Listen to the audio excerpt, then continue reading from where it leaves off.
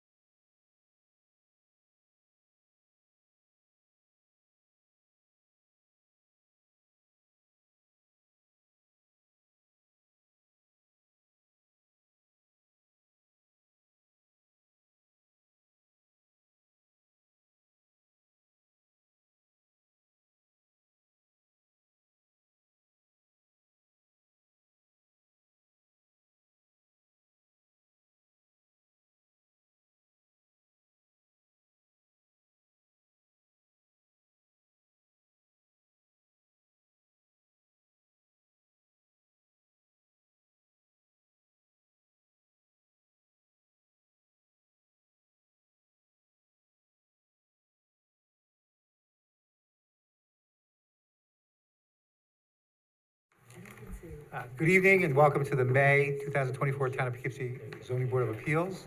If you'd all please rise for the Pledge of Allegiance. Pledge of allegiance to the flag of the United States of America and to the republic for which it stands, one nation, under God, indivisible, with liberty and justice for all. Chrissy? Art? Here. Phyllis? Here. Tony G? I'm here. Linda?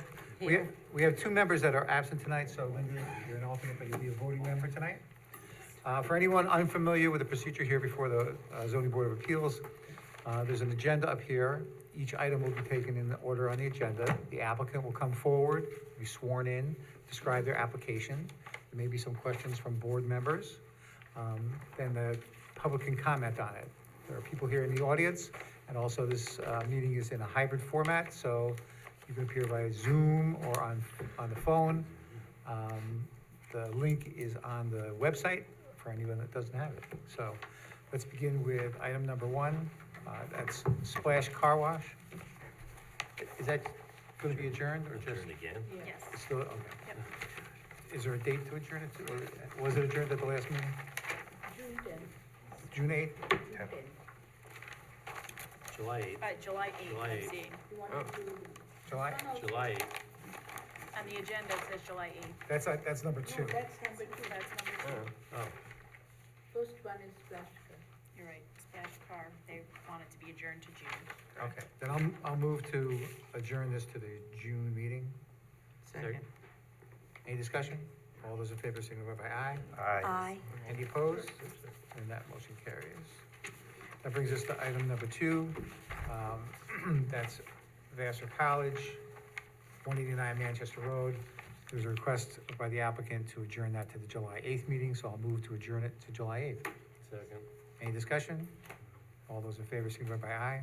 Aye. That motion carries. That brings us to item number three. Martin Camaro, 115 Violet Avenue.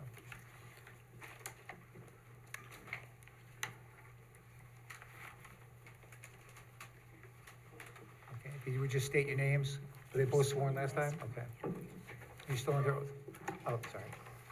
Yep, just state your names and then continue. Yes, good evening. My name is Martin Chamorro. And my name's Bonnie Ritter. Okay, have a seat. Thank you. All right, what's happened, what's changed since last time? I was requested to lay it out the way I want the driveway to be, and I did it, and the board, I think, made a visit to the site, and we're here to see what's the decision's gonna be. Okay, so I have two diagrams in front of me. One's marked old, which has a turnaround on the left side of the driveway away from the highway. And the new one has it on the right side of the driveway closer to the highway. Is that what you want to do? That's correct, and I was told that it cannot be more than 30 feet, so I was told like maybe a 10 by 10 could be a possibility, so that's what I laid it out.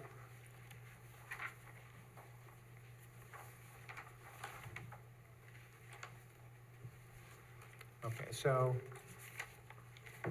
how far from the highway? It's 25 feet from the edge of the highway. Okay. That's what the highway department told me they wouldn't mind. Okay. And on this diagram, currently there's a one-car garage. Are you making a two-car garage? No, that's gonna stay like for storage, so probably I'm gonna use for one storage, one car, but, so, yeah, it is a one-car garage. Okay. And is closer to the garage, it's wide up there, right? I'm sorry? Closer Is it to, wider, closer to the house? Yes, yes, so on this diagram, is that 24 feet? correct. Okay. All right, those are all the questions I have. Christine? So my question is, if you put a spot to the right of the garage, is there any reason you couldn't have your turnaround there? Because it looked like when we were visiting there that there's space for two cars in that space. So perhaps when you're backing out, you could turn there and then pull out forward from the driveway. Correct, yeah, we talked about that, but I don't see really a possibility to make the turnaround there, because there's gonna be a third car parked. If I park the two cars there, the one's gonna be there, so when I back up, I'm gonna hit the other car.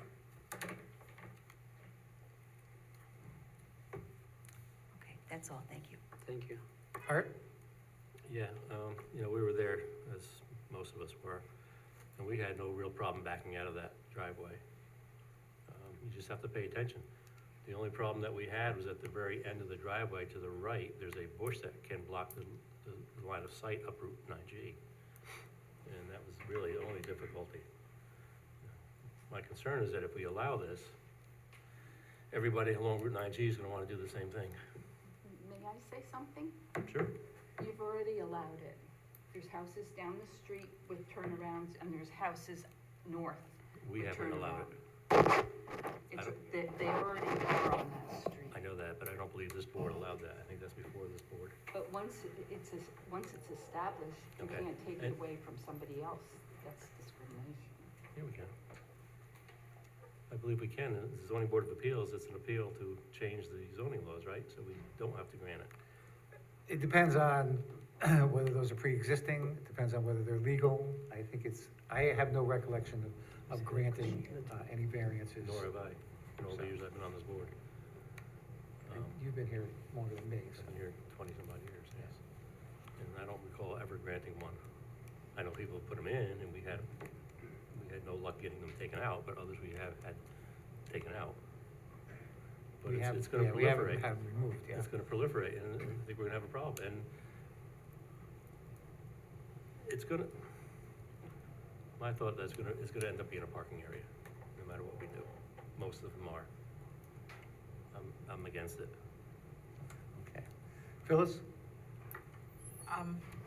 So I went out on Sunday and I saw this part marked, 18 feet to next to the real garage. Then you come down And it's a 24 width? Is that how wide it's gonna be? 24 feet? Coming off to the garage, yes, like on the side, where I'm gonna be making, because I could do like a parking space there near the garage. So that's gonna be 18, I believe, and then while it's coming, because the shape, what is right now, yeah, it's kind of 24, 25 feet. Okay. And then it's gonna reduce to 15 or whatever I'm allowed to, like from the road. So it will reduce as we're going to the road. Okay. But 24 feet will park 2 cars. There's 3 people living in the house with cars. He has a young teenage daughter, 20-year-old daughter. And that's part of the reason for the turnaround too. Route 9G is not easy to pull out on. I sold him the house. I'm a realtor, and every time I showed him the house, I backed up into the lawn because I would not pull out, I would not back out onto 9G. Okay. Now, when I was out on Sunday, there was a very small spot. There was a spot to the left when you pulled in that was clearly bigger. I was told it was the other one, that was from last month. Now, this other little one over here doesn't look like it's big enough to do anything. Exactly. That's what when I did the original, it was like 30. Maybe it could be 20, but that's what I did it like that. And I was told that there's no vehicle can be parked there, and I understand that. So at least just to turn around. And you're right, 10 by 10, I'm not even know if it's gonna be enough. So you're not gonna have that spot, or you do want that spot? You want the 10 by 10. The 10 by 10, You want that? right. Okay. It's just a little turnaround so his daughter can back in and pull out onto the street and not cause an accident. Right, okay. I don't have any further questions, thank you. Thank you, sir. Thank you. Tony? So if this spot was granted, there wouldn't be any parking there, right? It's just, it would be strictly used as a turnaround? Yes, I understand. It's just gonna be just for turnaround. And then the spot that you had marked out to the left, that would return to grass as landscaping? That's correct. I'm gonna move that and shift to the right, and then kind of do grass and make it nice. Okay, that's all the questions. Linda? I think everything has been touched on, except when we were there, next to the garage, there is a space there. And it looked like it would be big enough for you to pull in and back out and do your turn. It appeared that way, because you could go to the left and, turn around. Is there any reason that it's not feasible to do that, or why can't that be done? Yeah, at the first meeting, I explained that, I needed the space there for parking because I got my older daughters that they live Albany, they come visit it, especially on the holidays, so it kind of gets crowded there. So it will be cars parked there like on a holiday, and I see that's gonna be an issue, right? So that's the reason.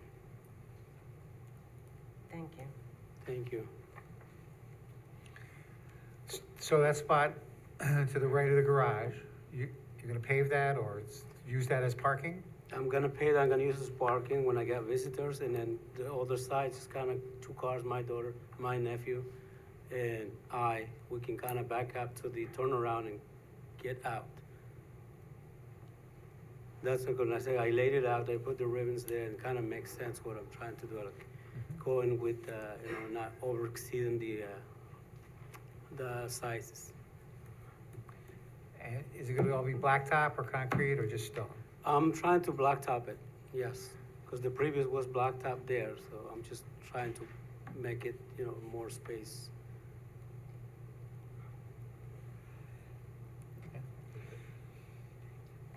Any other questions? Okay, any comments from the audience on this application? All right, I don't see anyone in the room. Anyone on Zoom who wishes to comment on this application?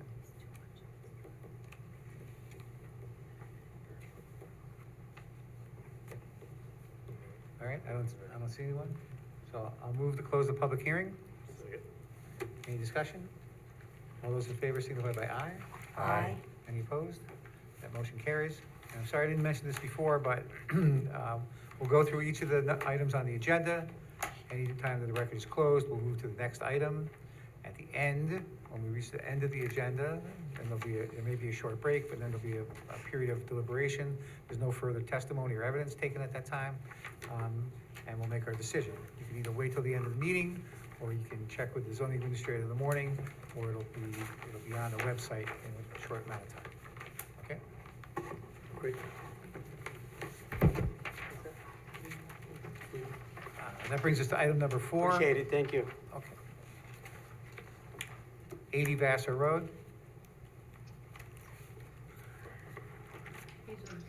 Is- Good evening, I'm actually here on Zoom. are you- What's your name? Okay, why don't you state? Michael Berta? Oh, Mr. Berta, do you swear or affirm that the testimony you're going to provide tonight is true and complete to the best of your knowledge? I do. All right, why don't you describe this application? My apologies for not appearing in person. I'm actually off to another town for another zoning meeting. So, the application is, my client has built a detached garage, and he's planning on building a single-family residence on the same property. What's happening is, given the economics, it's going to be taking him a lot longer to build the house. So instead of paying rent and a mortgage on the lot, he's looking to put an apartment in on the second floor above the garage to live in while he's constructing the house. Now, as soon as the house is completed and prior to the CO, he will be demolishing the apartment. Why would he do As we're not that? allowed to have 2 residents. Well, it's gonna take him, because he's building the house himself, so it's gonna take him, No. Why would he Up to demolish 18 the apartment? because you're not allowed to have a detached accessory apartment in this zone. That's correct, but he could change it to storage. Yeah. Well, the discussions I had earlier on with the zoning administrator is this was the route we were going to go. Now, by the time it happens, if there's another route, we'll be, open for discussion with it. If it's a variance that he would need, be happy to do a discussion, but, right now, this is the current plan based on existing zoning conditions. Okay. Christine? When do you think that the new home would be completed and occupied approximately? 18 to 24 months. Okay, that's all, thank you. Art?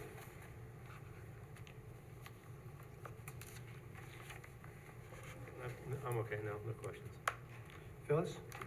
So the structure that's on the property now, that's the garage that you're discussing he would live above?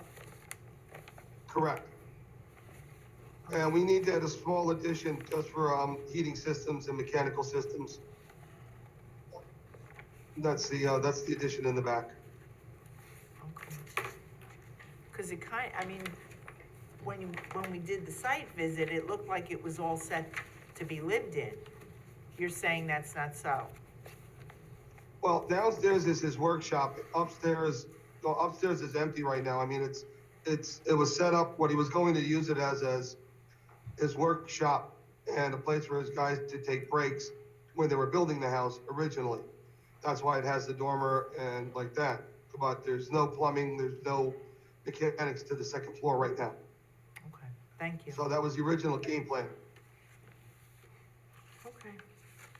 No other questions? Tony? So I'm sorry, you said 18 to 24 months for the new home to be? Correct. How long will it take, you estimate, for this to be converted to a living space? I would say, probably 2 months. Okay, no further questions. Linda? No questions. All right. Anyone from the public who wishes to comment on this application? All right, I don't see anyone in the audience. Anyone on Zoom?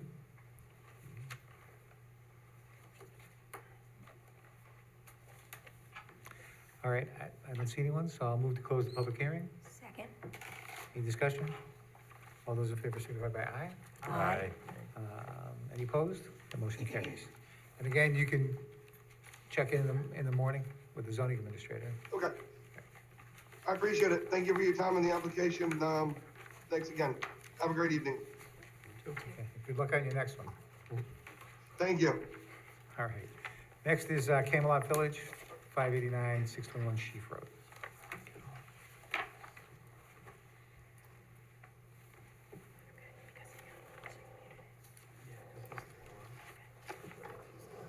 Good evening, Okay, and just state your name. John Lois. Do you swear or affirm that the testimony you're going to provide tonight is true and complete to the best of your knowledge? I do. All right, why don't you describe this application? We are looking to replace a single-wide mobile home with a double-wide on lot number 134 in Camelot Village. Do you have a purchaser yet, or are you just gonna put that up? No, we haven't planned on, and we haven't done that yet, no. At this point, we want to get permission from the town first, and then we would move forward. It would be a spec home. Okay, I see. All right. Christine? No questions. Art? No questions. Phyllis? So, we went out on Sunday. How are you going to put the double wide on that lot?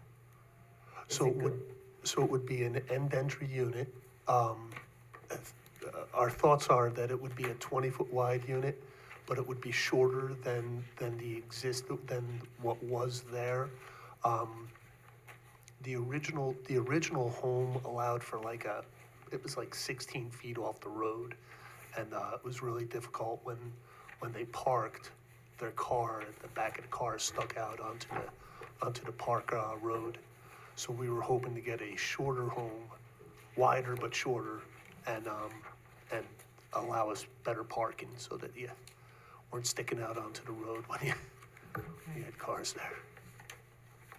And how much space do you anticipate between the other two houses and the new one? 20 foot on either side, between homes. Okay. Thank you. Is this proposal to replace single wides with double wides throughout the complex?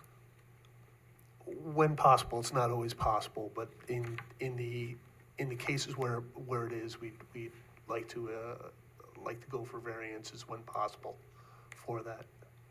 Okay. Tony? Are the sizes of the lot throughout the village, are they pretty consistent? Because you were here. No, sir. You were here a couple months ago looking to do the same thing, Yes, sir. right? But no, they're not. It's because they're pie-shaped, for lack of a better description. So some lots you can theoretically push the home a little bit further back off the road, especially if it's shorter, and get better distance between the homes. So when possible, you shoot for that, but it's not always possible. Do you recall, because we saw the ones that were replaced, do you recall comparison to lot sizes that were the ones previous to this lot size? They're similar. They're similar. Yeah, I think the last one that we talked about was lot number 11, I believe. I think you're right. That was back a couple of 3 months ago. And overall, is there like a percentage that you would look? Is it like 50% that you'd look to convert over time? Oh, or- I don't know if I could give you an honest answer on that. I think when they come up, when the homes become available, and and the home itself, generally it's when they're on the turns, it affords you more opportunity to put in a double when possible. And again, I think last time we spoke about it briefly about a single wide back in the day, was what had much, the outside walls were 2x4, or in some cases 2x2. Today's the outside walls are 2x6. The interior hallways were not always wheelchair compliant. So really a single wide today lives very differently than one back in the early 70s when the park was built. No further questions. Thank you. Lynn? You had said that on the side yard, it would be, did you say? 20 feet between home, a minimum of 20 feet between homes. And what is this, is there a standard for how close they normally are? Uh, To the unit next to them? The building department, yes, I think the minimum that you can go with town of Poughkeepsie is 20 feet. Okay. I think that's fire code, I believe, is 10 feet, Yep. but that's not plausible or desirable, frankly.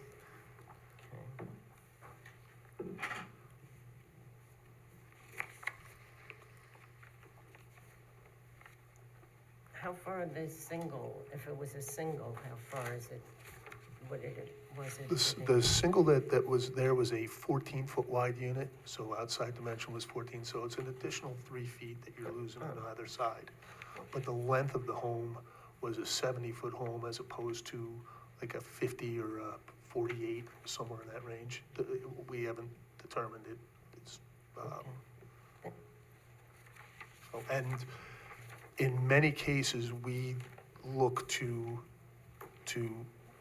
lower the number of bedrooms. Some of the older homes had 3 bedrooms. Many times we try to bring it down to 2 because of just congestion and parking is a real problem in the community. Thank you. How do the homes become available to upgrade? Just people, of various ways, but people moving into retirement homes or something like they become available for sale or some other means, and that's how generally it happens. Okay, but the ones that you're gonna replace, they're no longer usable? Say that one more time, I'm sorry. Are they still habitable, the ones that you're replacing? Like that lot's empty? Yeah, the home that was in there was, there was a lady who was in there that wound up moving into, I think a health facility. Okay, and so what, then you just pulled the Yeah, unit there out? were some difficulties there with the house itself. It was not livable at that point. Okay. Yeah. All right, any other questions? All right, anyone from the audience wishes to comment on this application? All right, I don't see anyone in the room. Anyone on Zoom? All right, not seeing anyone. I'll move to close the public hearing. Second? Any discussion? All those in favor, signify by aye. Aye. Are there any opposed? That motion carries. That brings us, and again, Thank you. you can wait or check in the morning. I'm gonna do that this time, but thank you. All right, that brings us to item 6, 9 Truth Up Lane. Daniel Fox.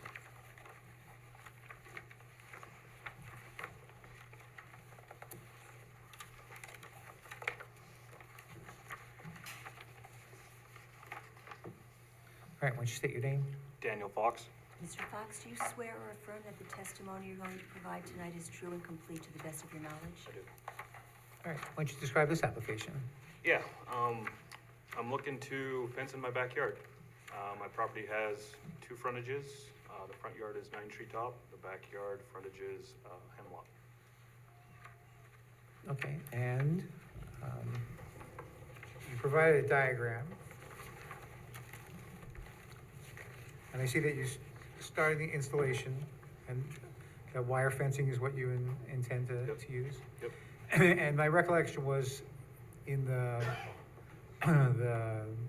side closest to Hemlock, your property, actually all your property is well below that. Yeah, it's 6.5 feet below Hemlock. But it transitions up as you go to, what would that be, the north? You know, the property transitions up to about grade. It's 2 or 3 feet lower than grade up there, so. Okay, that's all I have. Christine? So it's a wire fence that you want? Yeah, it's the company that makes it's called Critter Guard.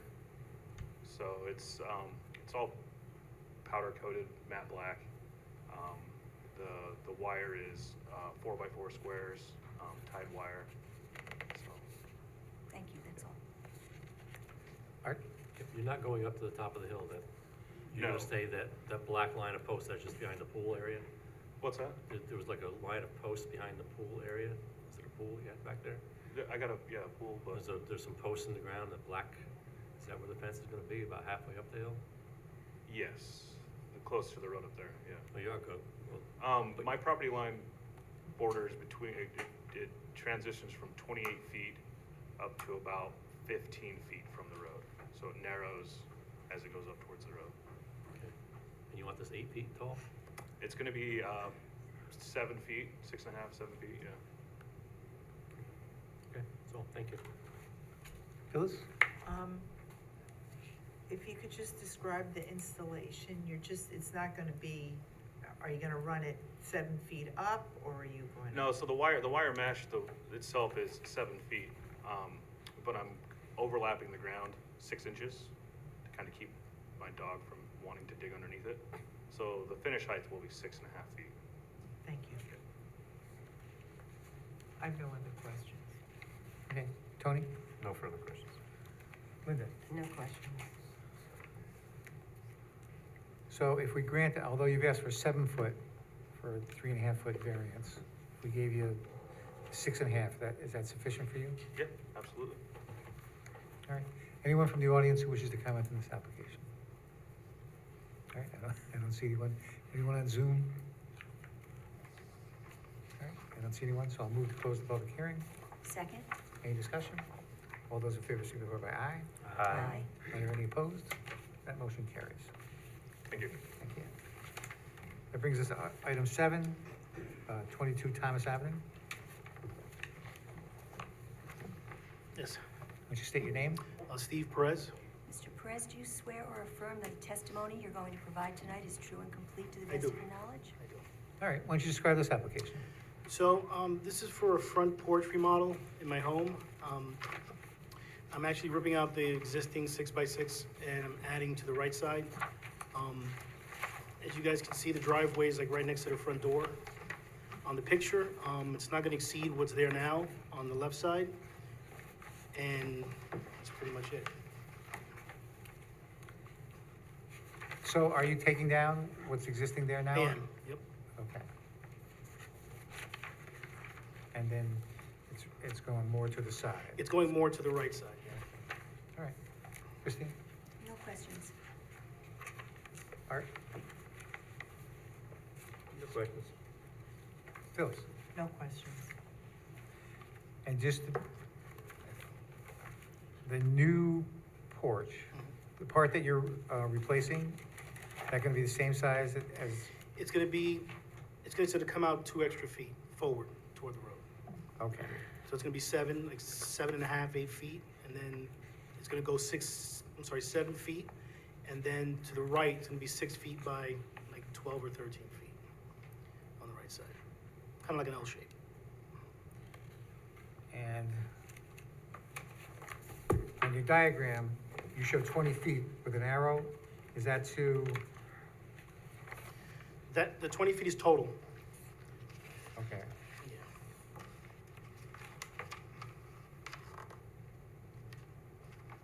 that, is it 20-foot front lawn? Yeah, so you're saying that that it's gonna be 20 feet to the front property line? That the larger portion of the porch, where you're saying it's coming out an extra 2 feet?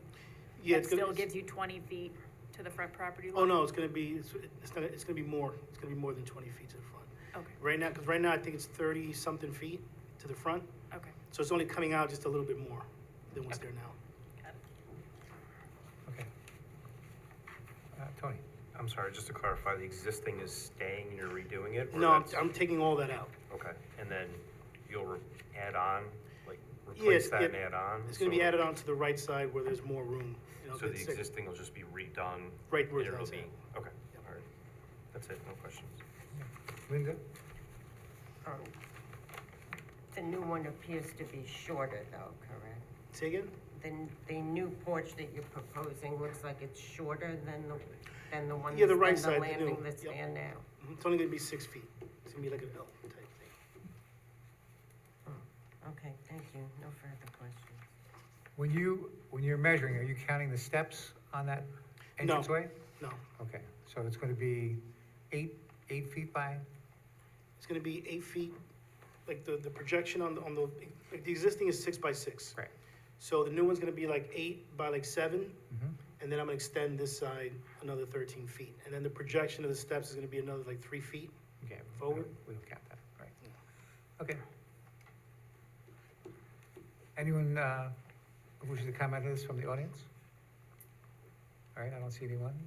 Anyone on Zoom? All right, I don't see anything, so I'll move to close the public hearing. Second? Any discussion? All those in favor signify by aye. Aye. Any opposed? Then that motion carries. That brings us to, number 8, 37 Victor Lane. That would be me, Kyle Wisniewski. Mr. Wisniewski, do you swear or affirm that the testimony you're going to provide tonight is true and complete to the best of your knowledge? I do. All right, why don't you describe your application? We got a 32 by 16 foot oval pool installed last year above grade, and I'm looking to put a 10 by 16 deck between the pool and the backyard fence for convenience and safety of the kids. What was the last thing you said? Convenience For and? convenience, convenience and safety of my my 3 boys. Okay. Is there a reason you're putting on that side rather than the other side? It doesn't require, We looked at that. It's a safety concern as far as like being able to watch the kids while they're jumping around in the pool. It kind of hinders view from our back porch and from like the patio area. And not to mention, it's cuts into the space in the yard as far as my kids play soccer, they play baseball, they play a lot of sports in the yard. So we don't want to, cut that off if at all possible. Plus it gets close to like the leach field. We have some concerns about that too. We want to stay away from that.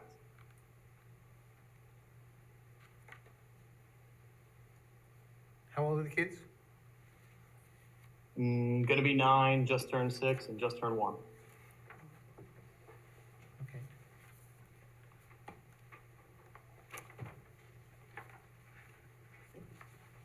How high is the deck from the ground? Hang on, pull the drawings up right now. I believe the pool is 54 inches, so it's gonna be a little bit above that. I think we detailed it. We had 5 foot plus or minus the deck.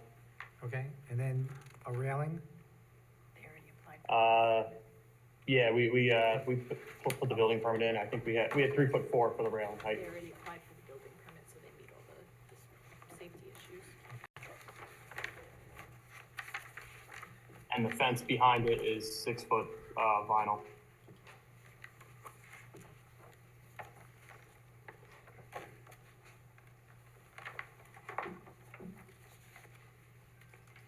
Okay. Christine? No questions. Art? No questions. Phyllis? No questions.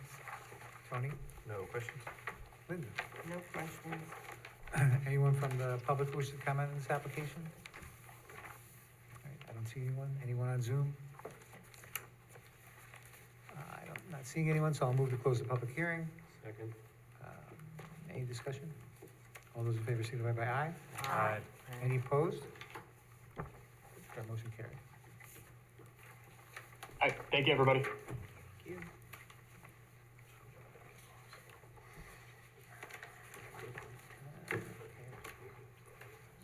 That brings us to item number 9, 35 Hornbeck Road. Would you come on up and state your name? Good evening, Jason Pincus. Mr. Pincus, do you swear or affirm that the testimony you're going to provide tonight is true and complete to the best of your knowledge? Yes, I do. All right, why don't you describe your application? The application is just a temporary, either a special permit or a variance. I have a converted school bus, which has now been converted into a motorhome, parked in my driveway. I took it on as a favor to a good friend of mine who had to leave town unexpectedly, and I just wanted to have some time to sell it for him. So that's basically it. It's not inhabited, it's not being used for anything, it's just in the back of my driveway. Okay. And, were you able to get the registration taken care of? I'm not sure, I don't know, I don't have an updated registration because he could not afford to reinsure it, and he's supposed to come up this week and just take it out of my driveway, to another spot, and sell it to a friend in lieu of, his son getting a car. So I expect the bus to be out of here by the end of the week. Okay. And it's listed someplace for sale? It is, in Schoolies. Okay. It's a online conversion, school bus conversion, site. Okay. Depending on what happens tonight, I'm gonna ask, that you submit some proof of, the classified or some, whatever it's being advertised for, and then some proof of registration insurance. Sure. Okay? I don't know. Christine? No questions. Art? Bill? No questions. Tony? No questions. Linda? No questions.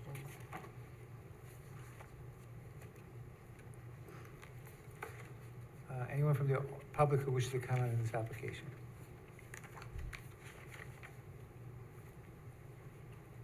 All right, I don't see anyone. I don't see anyone on Zoom. So I'll move to close actually, I'm gonna move to adjourn this to next month's meeting for you to submit those documents, Okay. okay? I do have an insurance card for it. I just was not, I'm not even sure. He sent me Okay, that. you can just submit those when they become available. What's the I can- submission date, Sonia, for next month? Okay, That's the meeting, so anytime before. Anything by 18th, you can do it. Okay. all right, then I'll move to adjourn this to the June meeting. Second? Any discussion? All those in favor, signify by aye. Aye. Any opposed? That motion carries. Thank you very much.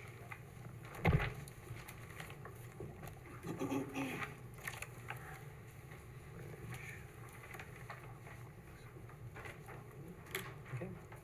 That brings us to item number 10, Guardian Self-Storage, 2050 Love Road.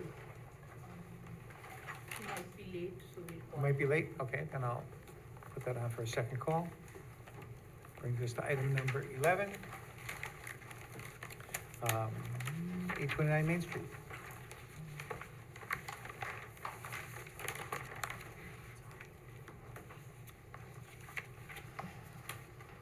Hello, Could you state your name? Nancy Forrest. Ms. Forrest, do you swear or affirm that the testimony you're going to provide tonight is true and complete to the best of your knowledge? Yes. Okay, why don't you describe this application?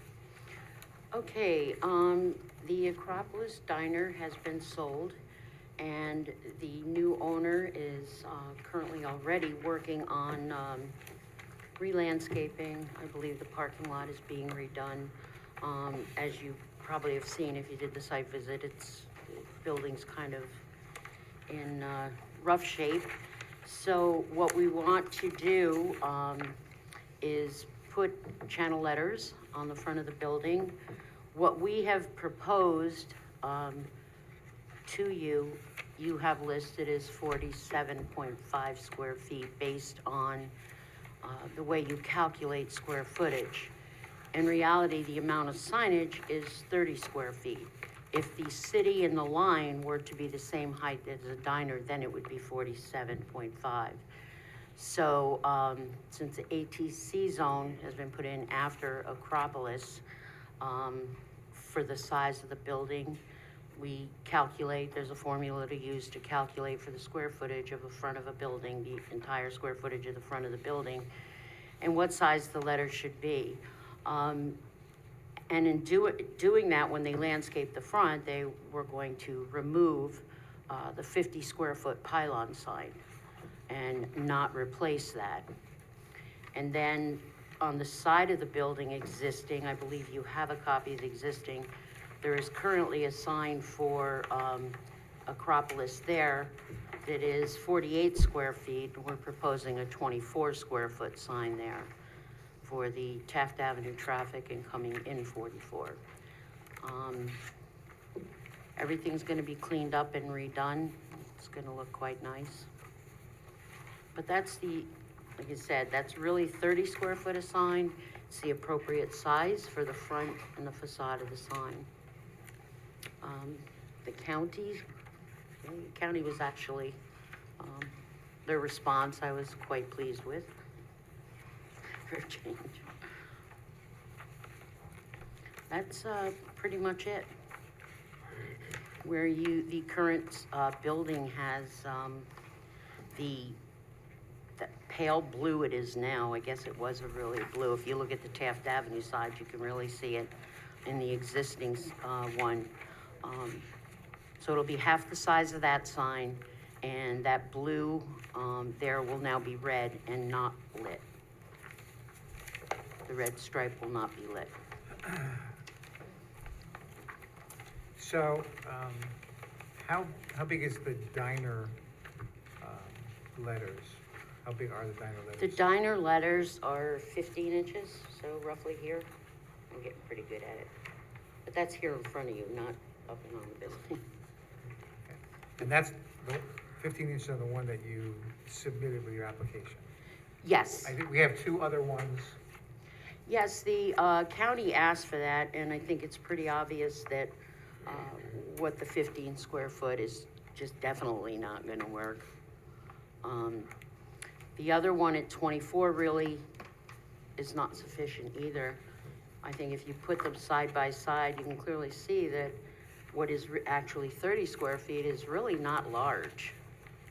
Not when when you get down to the Raymond Avenue, going down Raymond Avenue and College View Avenue, even closer to Raymond Avenue on Main, where you have the ATC zone works there, fine for that. It's all walking traffic. There's not, there's a lot of walking traffic, and the 12 square feet as visibility close to the road, and the signs are just above the doorways, where this is a little bit different.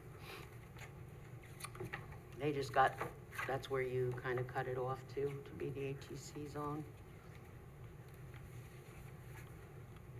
But in actuality, I think removing that big pylon sign, that 50 square foot sign that is kind of large for the corner, is a good trade-off for what they're asking.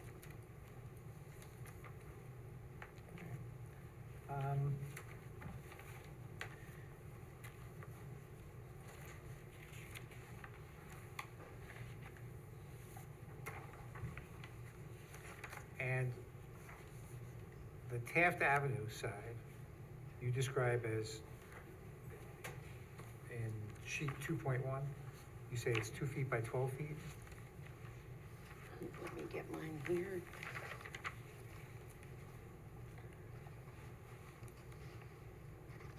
Or is that just the white, that's the whole white part? That is a box sign, yes. Because of the size being that small, the channel letters for the city and the line would be very short, so then when you make the thickness of them, they don't read well, they just look boxy. So that would just be an internally illuminated box sign.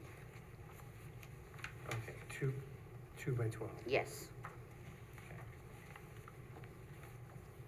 I think what she did there is as shown, area face 2 by 12, 24 square feet.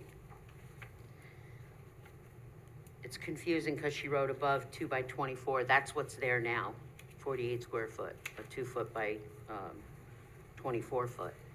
And we want to cut it in half at 2 by 12. On 2.1, that shouldn't even be on there because it's confusing.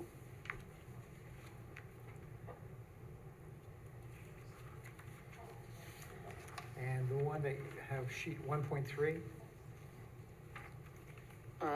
1.3 is which you the, describe as a 15 square foot?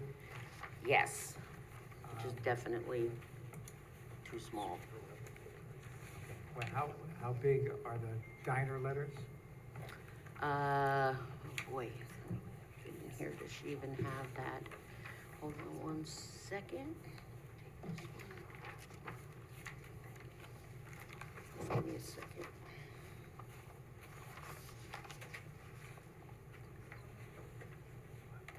Seven inches, The diner? oh, diner, I'm sorry, I thought you said city. Sorry about that. I thought you said the line. And I have to scale from here. So, half of that, 15 inches, yeah. If those are 15, then yeah, then that's 7 inches. The diner is 7 inches? Yes.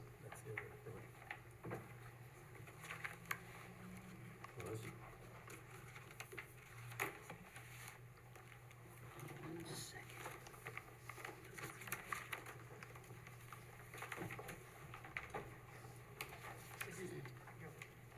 Hold on. She says these are 7. Wait 1 second, because that's the, just double check that, okay? Because she put this, why she did this to me, but.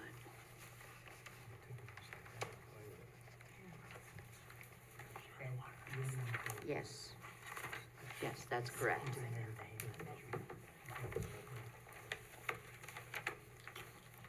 Seven? Yes. Sure, it's 7 inches, Mhm. okay. I just And then the double-checked one it. on 1.4, how big are the diner letters there?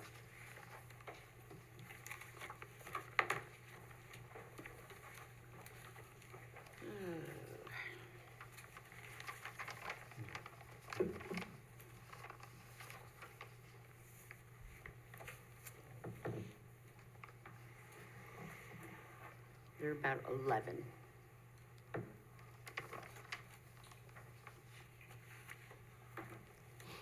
Please bear with me just a minute. That's okay.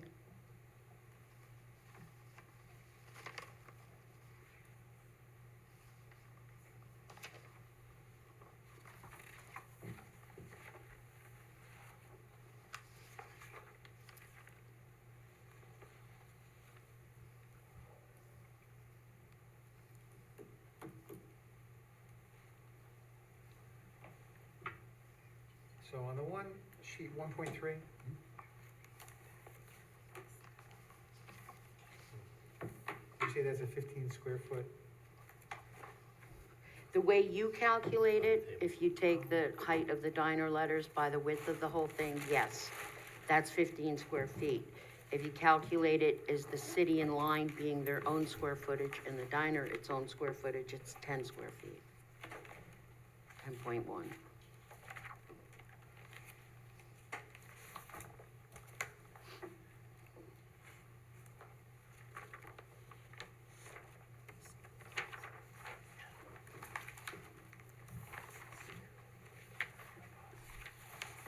Are you sure about the 7 inches on the diner? Because that's not the math that I'm coming up with.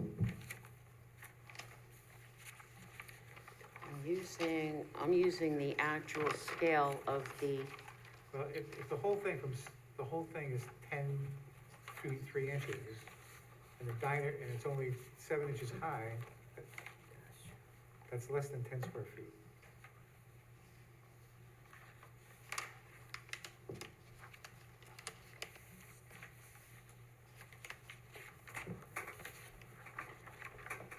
I know, she's got that. 12, 17 and a half.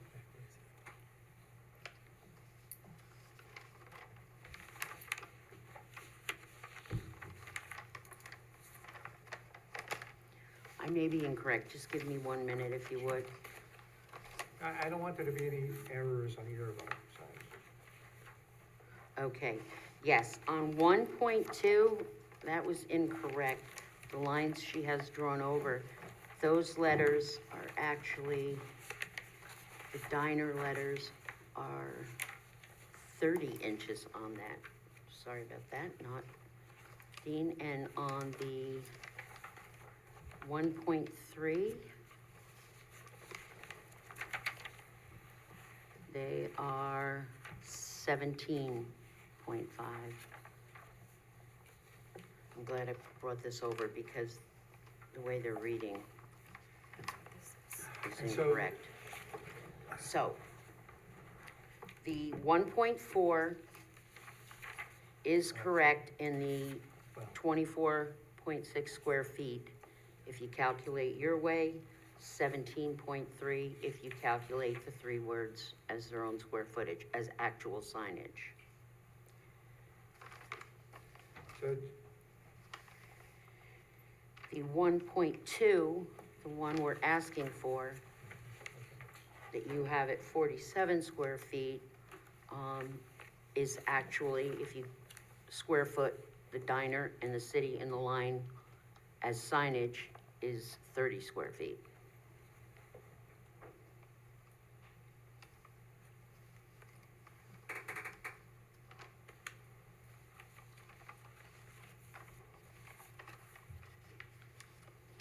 So that should be correct. so 1.4, those are 22 inches high, the diner letters? On 1.4, Yeah. let's take over. Want to be accurate with it. Those are 22-inch. On the 1.4, Okay. the diner letters.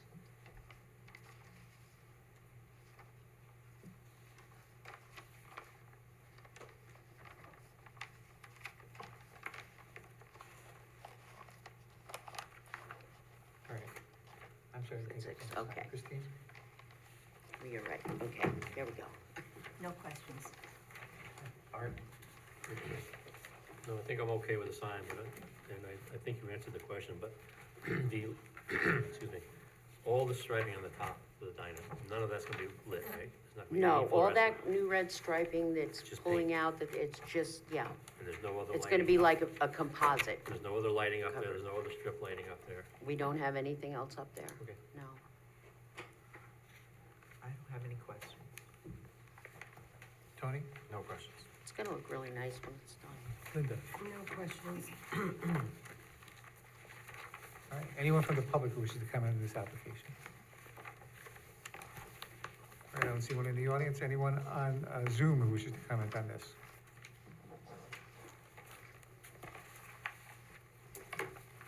All right, I don't see anyone. I'll move to close the public hearing. Any discussion? All those in favor, signify by aye. Aye. Any opposed? That motion carries. Thank you. Is there somebody here from 2050 Love? Okay, then that brings us to item 12. Anthony Road Associates.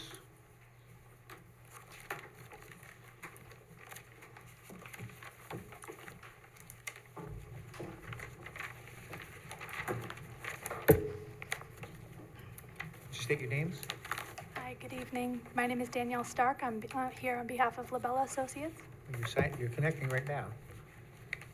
Okay, go ahead. Yep, I'm Karen Labruto, also with Labella Associates. Do you both swear or affirm that the testimony you're going to provide tonight is true and complete to the best of your knowledge? Yes, I do. Yes. All right, why don't you describe this application? Okay, great. Do you mind if I share my screen? No, go ahead.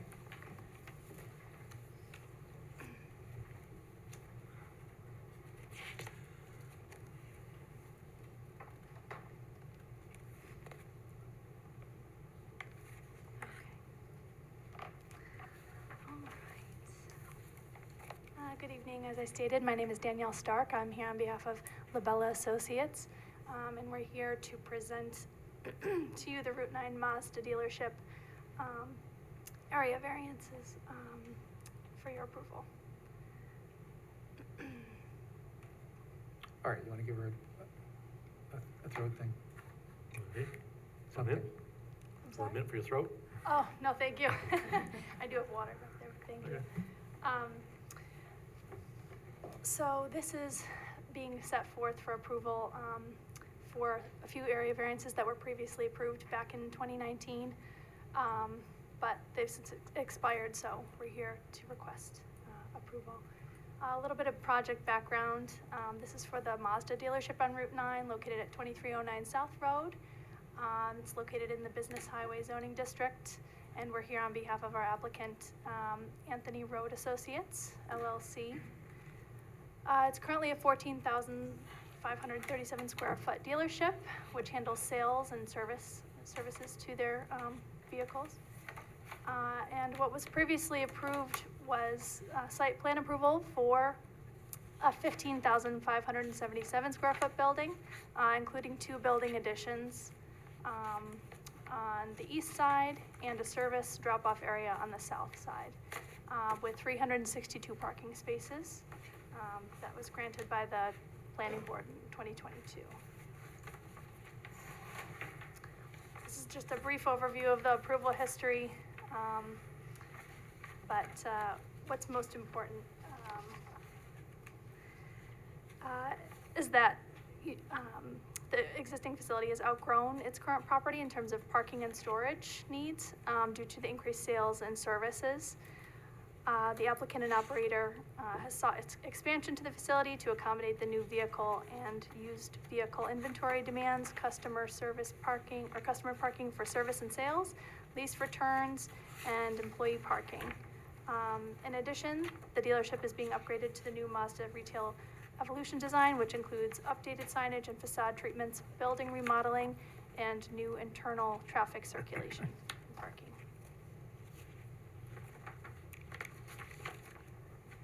So what's different this time around? So a 2,778 square foot building on the west side of the previously approved 15,577 square foot building. We're proposing an expansion on the west side and getting rid of 12 parking spaces that were previously set for that space. In addition, there are a few pedestrian improvements for enhanced connectivity to the site. So if I go to the next page, here's a side-by-side comparison of the previously approved plan with the current proposed plan. The area kind of circled is really what we're looking at. But in terms of pedestrian improvements, there is a few concrete pads for emergency access that are being added, one on the north side and in the center on the north side of the building, and one on the east side of the service center to the south.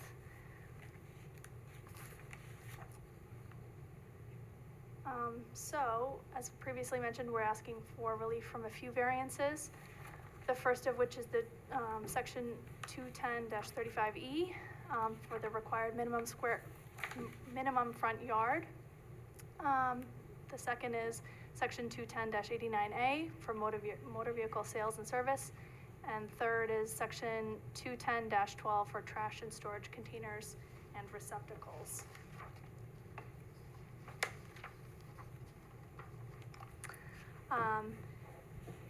So basically, variances will be required to allow encroachment of storage parking at the northeast edge of the property along Route 9, display vehicles in the northeast corner of the property along Route 9, expansion of the building where it abuts the pre-existing non-compliant building on the north facade, employee and storage parking in the northwest corner of the property along Anthony Drive, and vehicle display in the northeast corner of the property along Anthony Drive. In all instances, the variance requested will result in improved compliance with the zoning law. Second, the storage of vehicles or equipment shall not be permitted within 20 feet of a residential district boundary. It's the same encroachments as above. And third, the trash and storage containers, receptacles The refuse and storage containers and receptacles located on the non-residential premises and those located on multifamily residential premises in which a receptacle is used in common, well, let me just fast forward. The variances will be required to allow encroachment of the refuse enclosure and tire storage facilities along the western edge of the property, which will be enclosed as compared to the existing condition, which is not enclosed. So, as described before, it's really just asking or discussing allowance for the setbacks along South Road and Anthony Drive, and allowing 2 refuse containers and receptacles.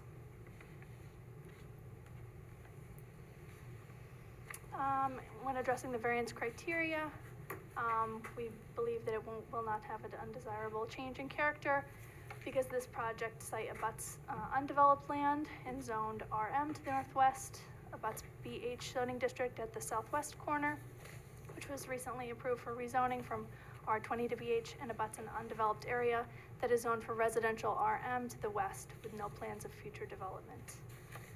Similarly, the requested variances for refuse and tire storage will be an improvement from the current condition as the facilities will be enclosed.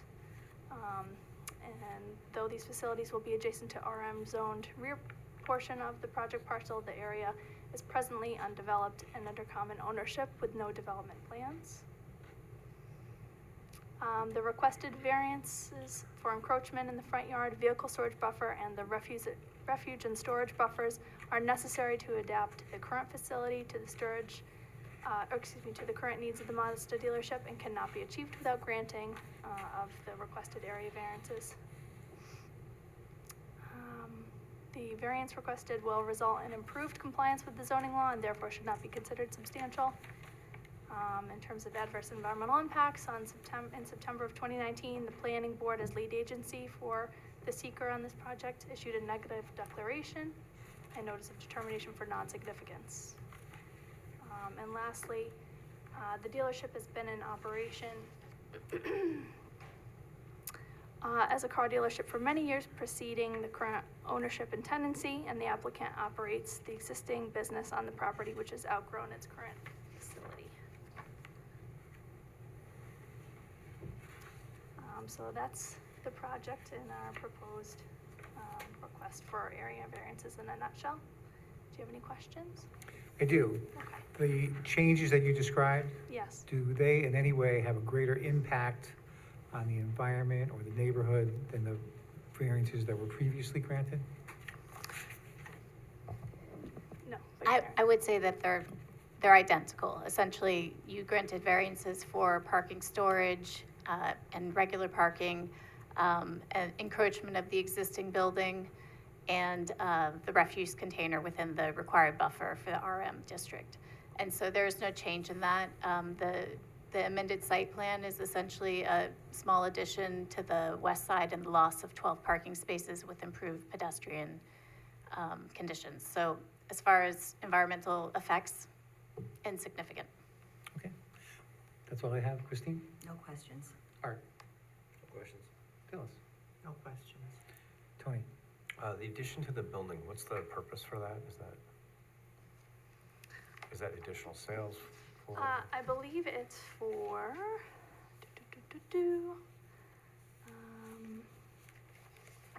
just jotted it down. I believe it's for vehicle maintenance. Oh, yeah, additional service bays. Yep, that's correct. It's for additional service bays. Lynn?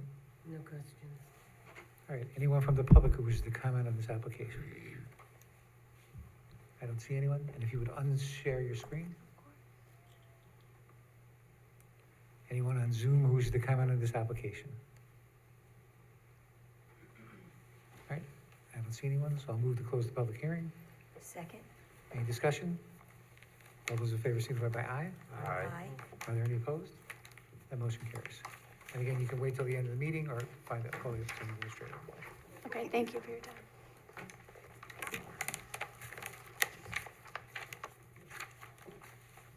That brings us to item number 13, 1117 Marist Drive.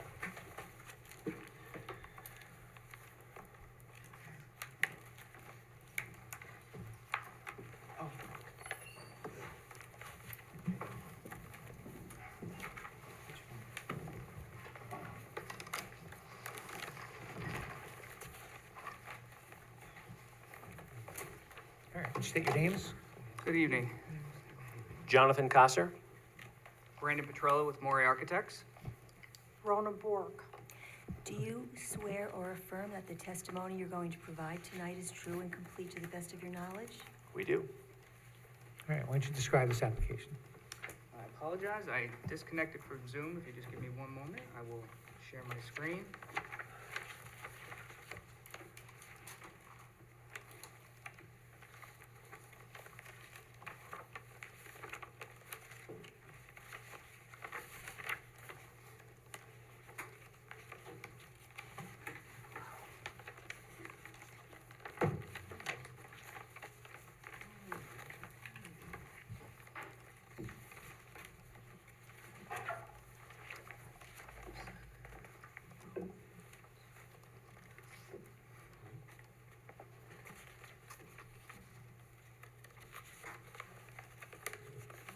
Apologize for the delay.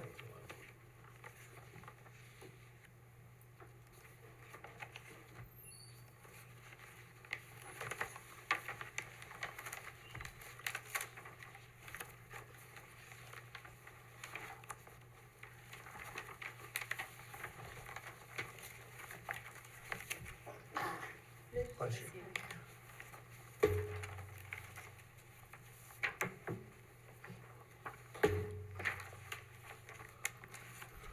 Okay, good evening.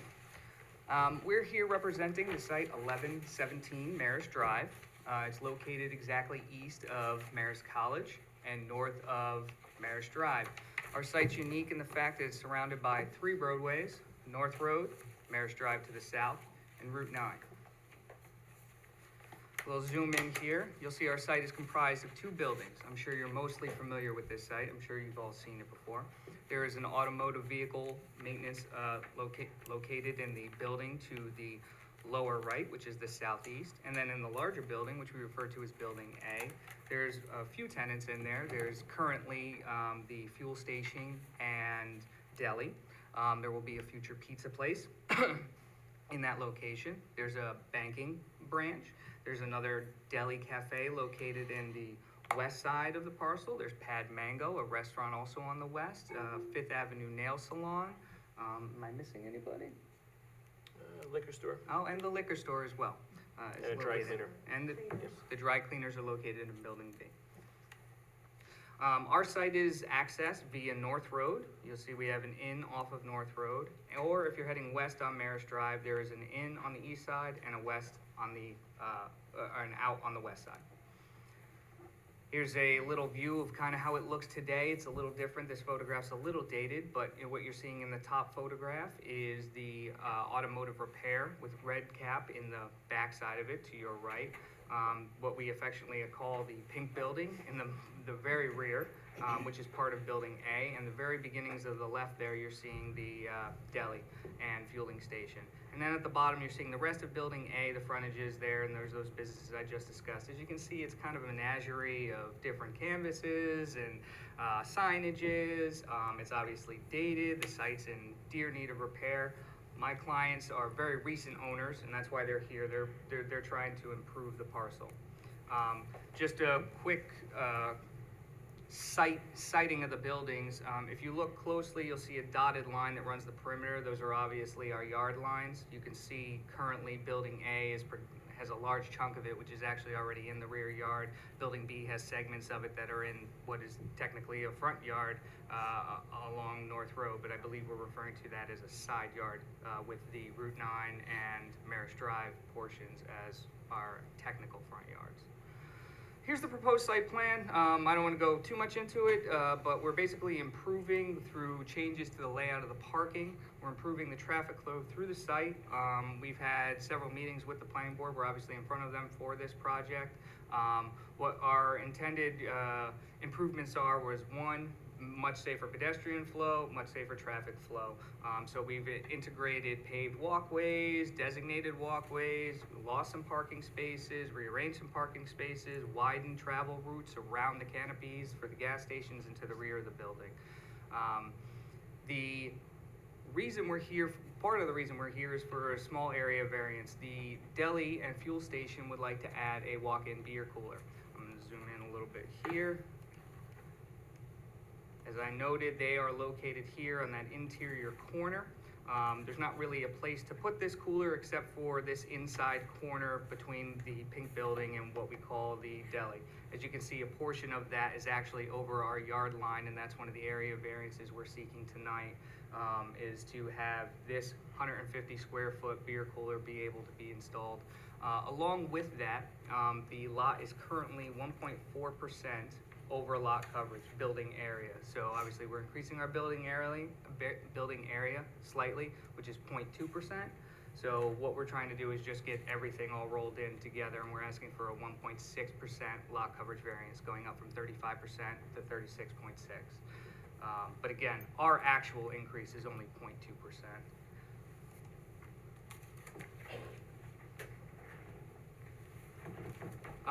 The next thing that we're really looking for, and I'm going to try to kind of touch on it. Go ahead. Go ahead, sorry. Yeah, go ahead, go ahead. Okay. The next thing I wanted to touch on is the location of the monument signs. That's the other large variance that really is part and sort of integral with our planning board process. I am aware that some of the notifications for the variances we're requesting were not properly notified, so we probably can't act on some of those things. Those mostly have to do with the areas of the signs themselves and sizes. But what was properly notified was the area variances I just mentioned, and then the other one is the locations of the monument signs. We're proposing 2 new monument signs. One here on the west, which sort of faces the corner of Marist Drive and Route 9. Another on the east, which is kind of at the corner of Marist Drive and North Road. Currently, the site has 3 monument signs. One is located off of property in the northeast corner. It's the Goodyear sign. One is also located in front of the gas pumps. That one due south of the gas pumps is also off of our property in the DOT. And then lastly, there's a building sign that's a monument sign. It's actually freestanding. That's right up against the building on the west side. So I'll show you some pictures of those. So as you can see here, those are the 3 signs I just described. So there's the pricing sign, again, off our property, the Goodyear sign off our property, and the College Center sign, which actually is above our roof line, which is also not allowed. What we would like to do is relocate and provide 2 new plaza signs. As I had mentioned, one which would be located on Route 9, that would then have our digital pricing for the gas station, and then the one located on the east, we would reduce in size, and that would not have gas pricing. That would just have the tenant panels. Each tenant panel is about 3 square feet, and the LED fuel pricing signs are 4 square feet each. These would be 2-sided signs below the roof line, and they will actually be in the design of the buildings themselves. Here are the proposed buildings. We're going to be upgrading the entire facade of the building. We're also in front for architectural review. You can see we're going to be doing a mixture of some new siding materials, fiber cement, some metal cladding. We're going to be updating with some new canopies, canvas canopies, excuse me, all new storefronts. Some additional decorative materials on B as well. Same thing, canopies, new siding materials, some wood look siding material. And that's going to follow through the whole plaza. So just one cohesive look. We're also all of the wall signs are proposed to be conformance. So all the wall signs will be in conformance, so we're not seeking any variances for business signs on the building itself. We are now currently in talks with sign companies and designers because this signage package is now going to become uniform. We're going to try to simplify fonts, keep fonts similar, colors similar, have the backgrounds look the same, give a unified appearance. We don't want what you have today, which is this sort of clutter of different signs. Is the board interested in hearing about the rest of the gas station signage at this point? If we can't act on it, would you like a quick rundown on it? I'm not sure how you'd like to proceed. Is there a problem with this, how it was noticed? No, I don't believe so. So. Could you unshare your screen just a moment? Absolutely. As I find that. So the signs for the pump toppers were noticed. There wasn't a quantity of how many there are, but the fact that they're larger than what was allowed for LED purposes was noticed. So the board can act on that. And as to the pylon signs, the size of the sign was not noticed properly, but the not at an entrance was properly noticed, so the board can consider that too if it were so inclined. Okay, does that clear it up for you? Yeah, that is clear to me, yeah. So the only other item, if I'm correct, that was not properly noticed would be the canopy signage on the whole gas station canopy and the valences that are on top of the gas pumps. Those also can't be acted on tonight because they were not properly noticed. Is that correct? Yeah, as far as I know, they weren't part of the denial letter, so that's correct. So, but again, in order for us to move forward with the planning board, we have no issue coming back, representing for those particular items, or even the sizes of the monument signs. But what's imperative for us for Thursday's meeting is the area variances for the walk-in cooler and for the monument signs. The reason we're asking for the monument sign is, as I had noticed, and I'll share my screen again, we don't have property near our driveways to actually install them in the locations that would be code compliant. I'll zoom in here at our initial location. What we're proposing is just due south of our entrance location, because you can see we don't have property out here that we can do it that wouldn't harm vehicular passage. And then if we go due south, we literally don't have property at our in or out, because DOT had taken a lot of this property back when they constructed Marist Drive and its route to the hospital. Furthermore, I mean, I'm sure you've all read the package, these businesses need signage on Route 9. You cannot see these wall signs from Route 9. You know, this is no different than any other plaza that's due north of us where the buildings are set back and cannot see the signage. You need to notify the public that these businesses are here. I know that the county was opposed and said that sign panels are so small that they wouldn't be visible, but this isn't 55 mile per hour Route 9. This is 35 mile per hour Route 9, and it's catty corner from a major intersection where people queue and are stopped. They will see these signs. They may not see them the first time, but they'll see them the next time they go by. It's a heavily traveled road, and we want to invite those businesses to this property. That's one of the reasons we chose the location we did, not just because we have a small, tiny sliver of land that we can use there, but that's the reason. And again, the client just doesn't have an alternative to provide the signage in any other location that would be near a driveway. As for the walk-in cooler, again, that's just simply a function of there's nowhere else to put this walk-in cooler for this particular business besides in what's already inside a setback. All right, and just so I'm clear from what you said before, the existing freestanding signs, you're gonna relocate those? They're being removed, and we're reconstructing new signs in the two locations. Okay, All Right. 3 monument signs will be removed. okay. Then I don't have any questions. Christine? Not at the moment, thank you. Art? Of course.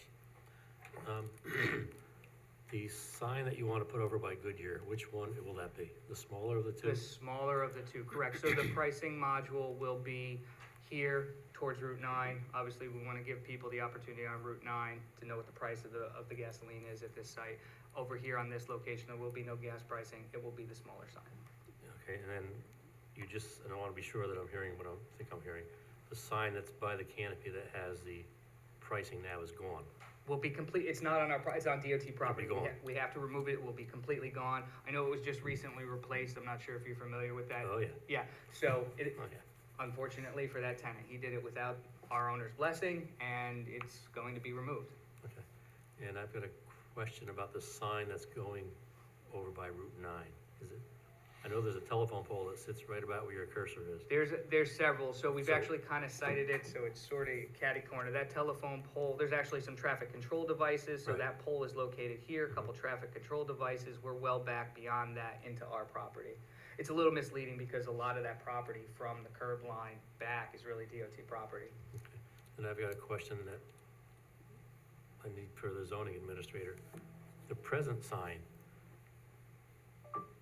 has credit, cash. We don't allow that in the town, do we? Those signs can't do that, can they? You mean it flashes? Oh, yeah, it changes constantly. Then no. Yeah, that sign is totally illegal. Okay, Yeah. so. We're not proposing to do that. I'll So when zoom you're, in. so when that, Yep. where it says cash, that's gonna stay, Fixed, yes. okay, thank Yeah, you. so we're gonna have a cash and a credit price. And that's it. That's it. That's all he has the area for. It's gonna be, 87 or 89 octane, whatever it is, and cash and credit price for him. Those are his two Okay, panels. so you know what I'm talking about, right, where they flash? Yes, no, he can't change, like this can't, one side can't be 87 and the other side be No, 89 no, octane. it said It'll the, change. the cash and the credit are what changes. Yeah. Yeah. We're not, we're not doing that. It's gonna be a fixed price. That is the price. That is not changing. Okay. One price, not back and forth.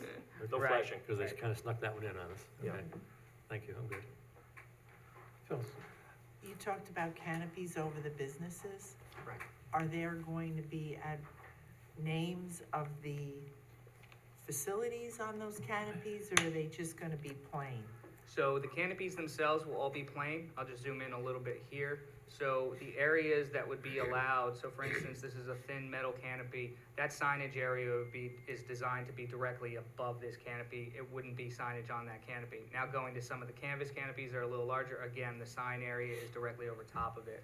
The canopy materials will all be similar with no decals on them. Do you anticipate that the businesses are gonna come in and ask for signage on their business, or is the pedestal sign gonna be enough? We will have building signage, but that will come in as a complete package through the owner.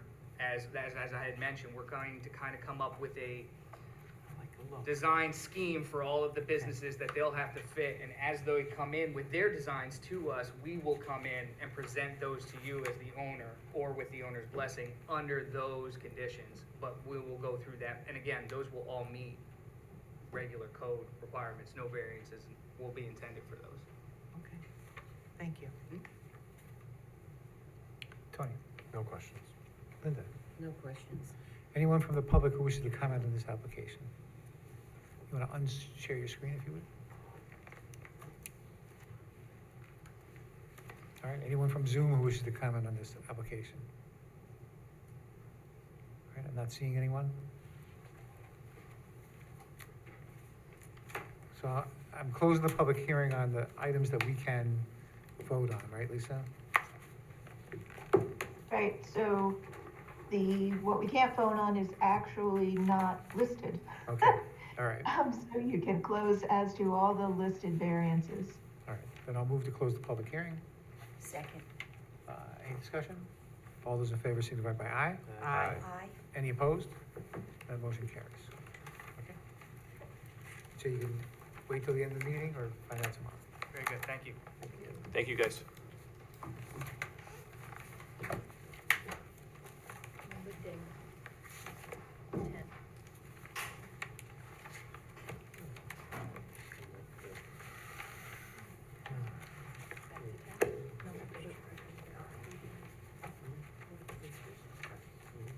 Okay, I'm gonna recall, item number 10, 2050 Love Road. Good evening, everybody. Sorry I'm late.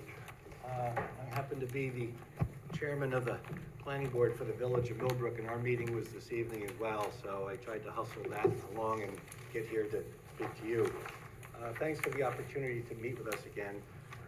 I was here a couple of years ago, and we received some variances for. Would you just state your name and then you'll be sworn in? I'm sorry, I'm jumping the gun.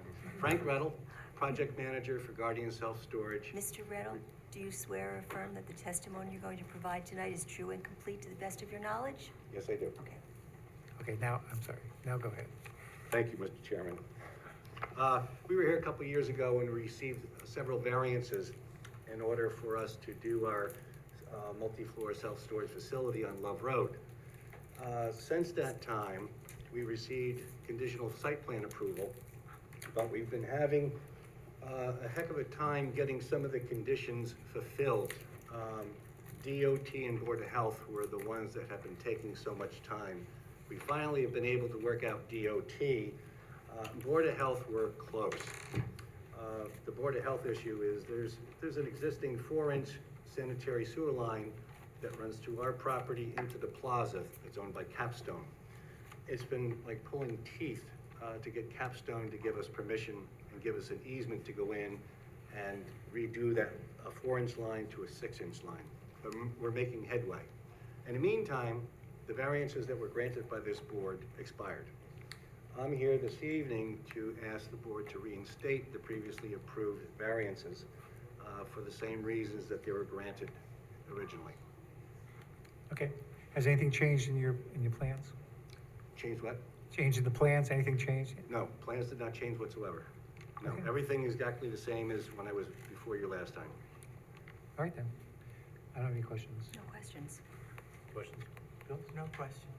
Tony? No questions. Linda? No questions. All right, anyone from the public who wishes to comment on this application? I don't see anyone in the audience. Anyone on the Zoom who wishes to comment?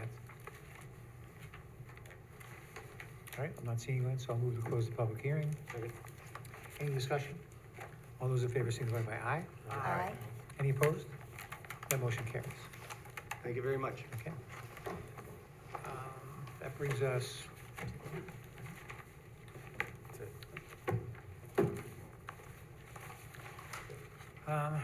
to the end of the agenda. So actually, I'm gonna just move for a 5-minute recess. Any discussion? All those in favor, signify by aye. Aye. Any opposed? That motion carries. We can reconvene at 7:35.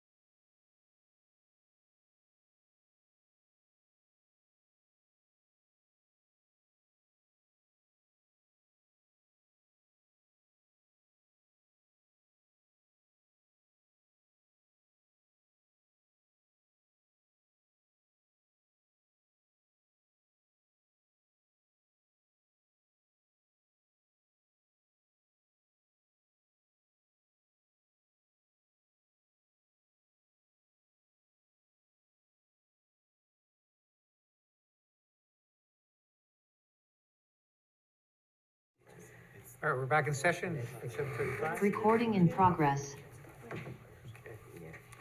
Let's see.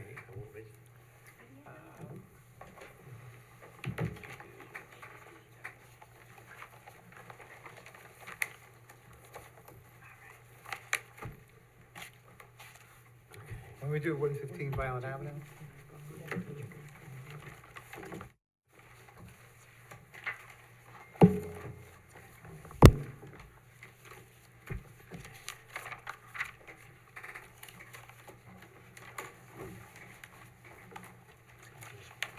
So what were the concerns last time about the setback on the left side compared to the setback on the right side, which is closer to the roadway? Size? Yeah. The original was 20-some odd feet wide. And It was too big? it was to park, it was Oh, it was just a park. Well, Okay.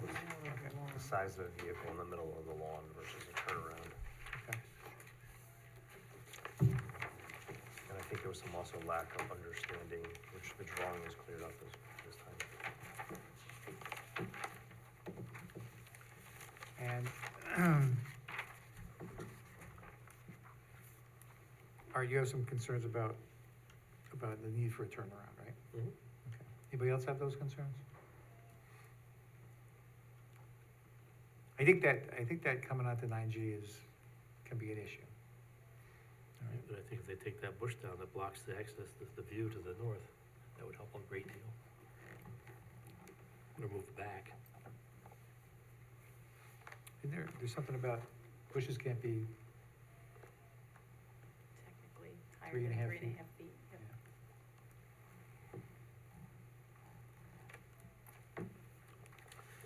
Again, my concern is this is gonna, I know there are others, but we didn't grant the others. This is gonna set a precedent. Everybody along 9G is gonna want a turnaround. So, okay. and the other concern, can he not, I mean, he just bulldozes his backyard or something, can't he just make it, that's where you can turn around? That way you don't have to worry about the front of the yard, front of the house.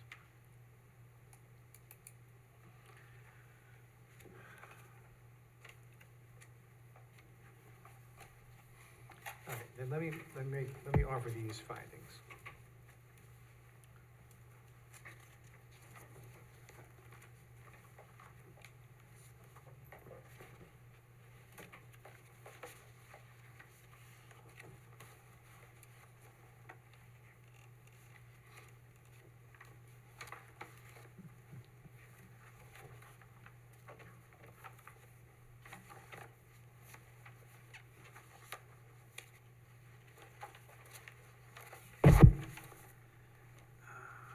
Whether an undesirable change will be produced in the character of the neighborhood or a detriment to nearby properties will be created by granting the area variance.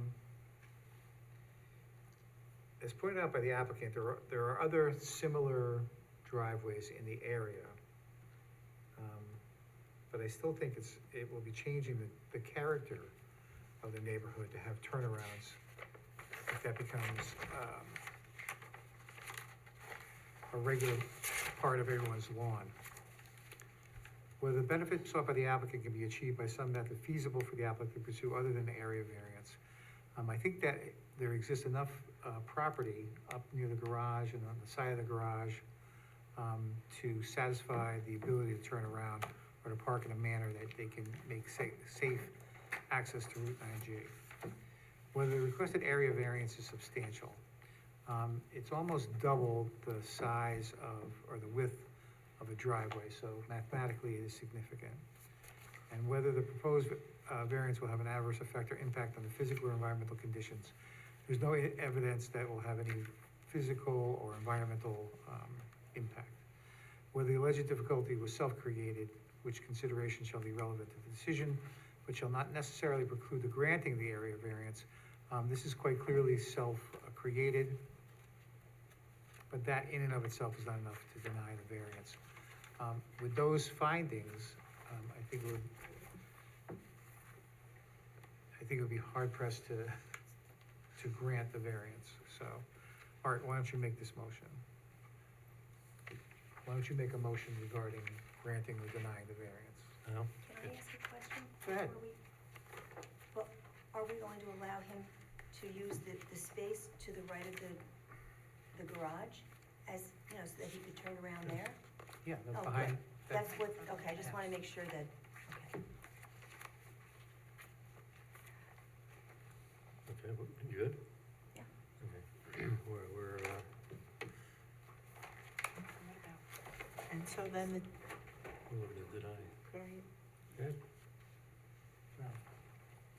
It's still, he's still gotta come, I mean, if he wants to make it, he's gotta answer that. So you'd have to come back.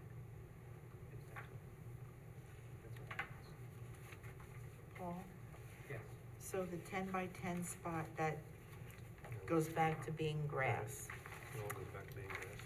Yeah, so it Well, would this be, already- his request would be, let's see exactly what he requested. Legalize a 10 by 30. Can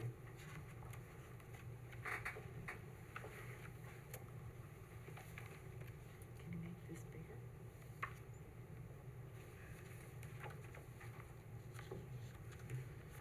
So this is this is a request to legalize what he had.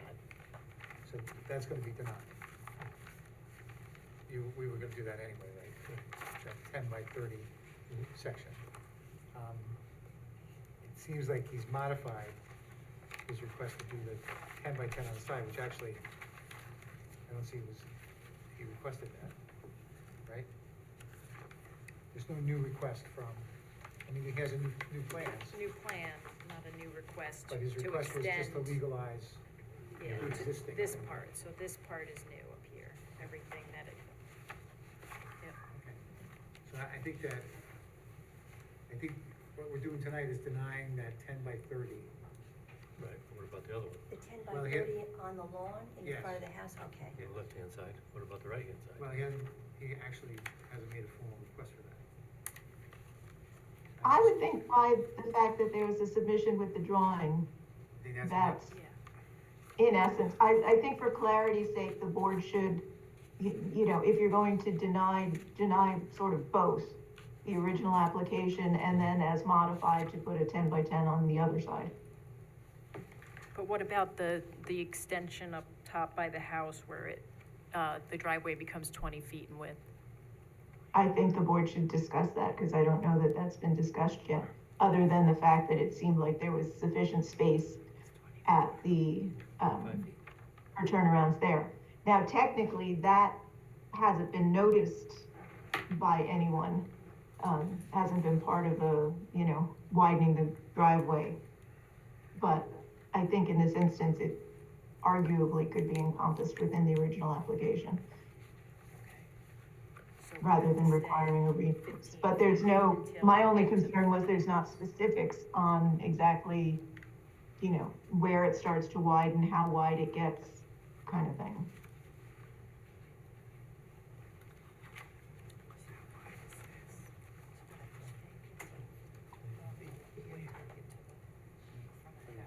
No, I only see that it's 24. It can't graduate.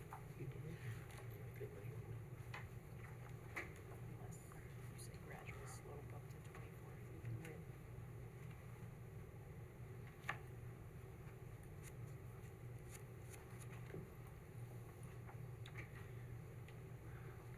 So if we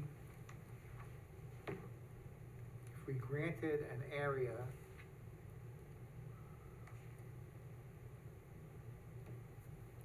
even, let's say the 10 by 30 up here.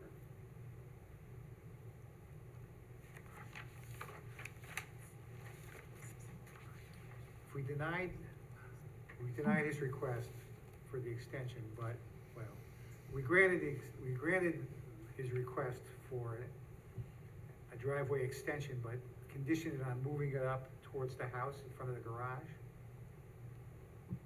Sure, I think one way to do it might be to specify how far from the garage forward the 24 feet could extend, perhaps? Actually, I would be okay with giving them 10 by 30, just moving it up against the garage, behind the, can you see, is it? How's he gonna get 30 in there? What do you, Paul, you talking about 30 long? Yeah. Outside the garage? Why? So you wanna go 10 feet out Can't get here? through. Well, this is, well, what is this? What is this? The request is for a 24-foot width at that, by the garage. Yeah. You can't get 30 feet in there. It's on the property line. What if we just put this thing Um,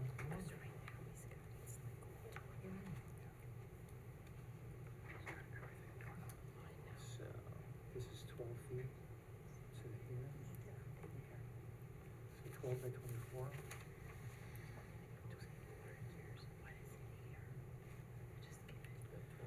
All right, well, what if we granted 24 feet width, but no further forward than the most front part of his house? Which is what he's showing here now. It's gradually getting wider though as he goes back. back, you mean towards the backyard? Toward the house.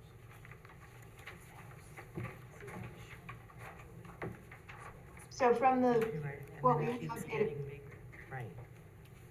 So how it much appears farther that that would be, from there's a there? This is 12-foot pretty jut wide. out and then a 3.7-foot jut out. Right.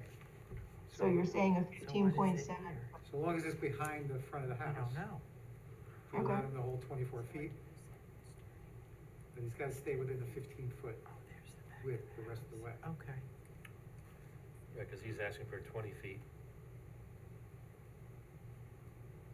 Way down here. Down here. But he's widening it to 20 feet. And then, so you want to be 15 feet all the way back until To the front of the house.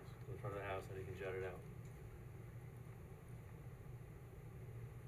The way he has it on this drawing, up Except here. that, yeah, up The there. original. Yeah, Right. okay. So eliminating this and then just having it like it is up here.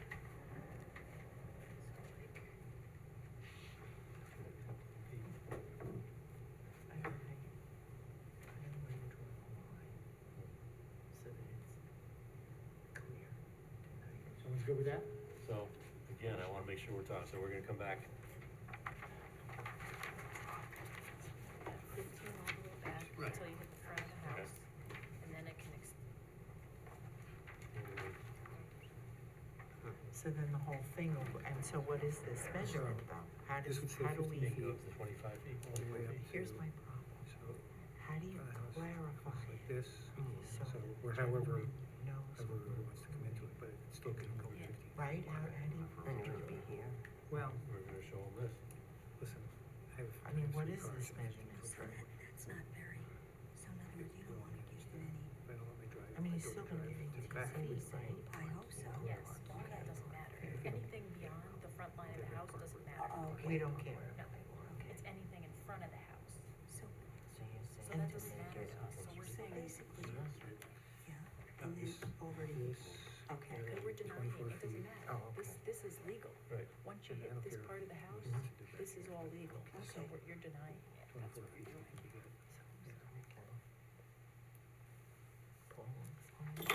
Lisa, Yes, so, Because I I mean, only have 15. if it's a denial, then And you can fit two cars past each other, 15 feet. if it extend, if the driveway is not extended until beyond the front line of the house, then it's just a simple denial, right? yes. Yeah.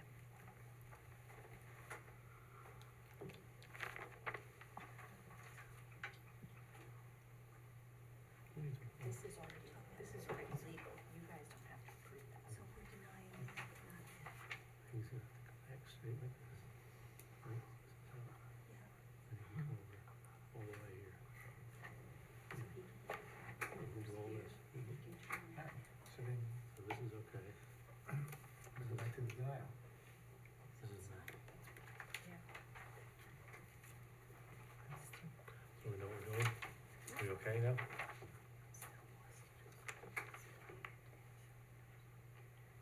It would be a denial, and on the resolution, it would be a denial, so I mean, when it comes in, this, He'll come in and explain it.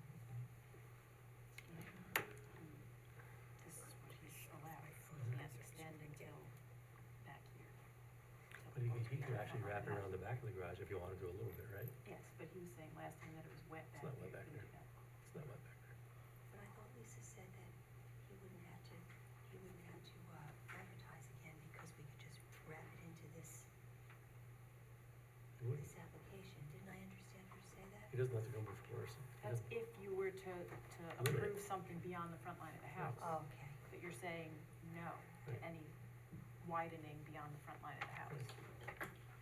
Right. We got it? Yeah, you ready? Yeah. Okay, let's try this. So, I move that the board deny the request for an area variance set forth in item 3. This decision is based on a review of the application, testimony of the applicant, testimony offered in the public hearing, and results of site visits by board members. In denying this variance, the board finds that, I guess we do this right, that the driveway, You just rely on my findings. we're gonna rely on the chair's findings of the driveway width, and there will be no turnarounds in the front yard. So moved. All right, is there a second? Second. All right, any discussion? Now's the time, if you don't agree with it, now's the time to discuss it. Are we gonna explain what he can do though, so he understands? Yes. But he can, that's the zoning administrator's job. Okay. We good? Any concerns?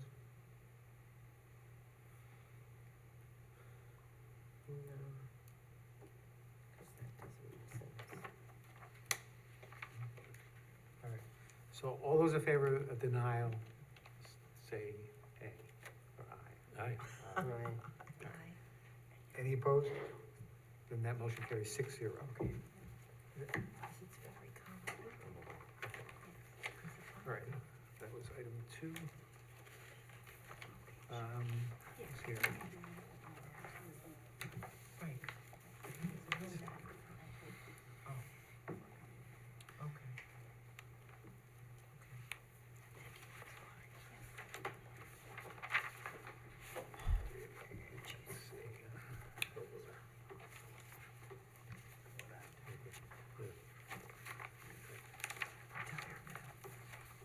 Number 8 is good. Yep, looking for it. 8.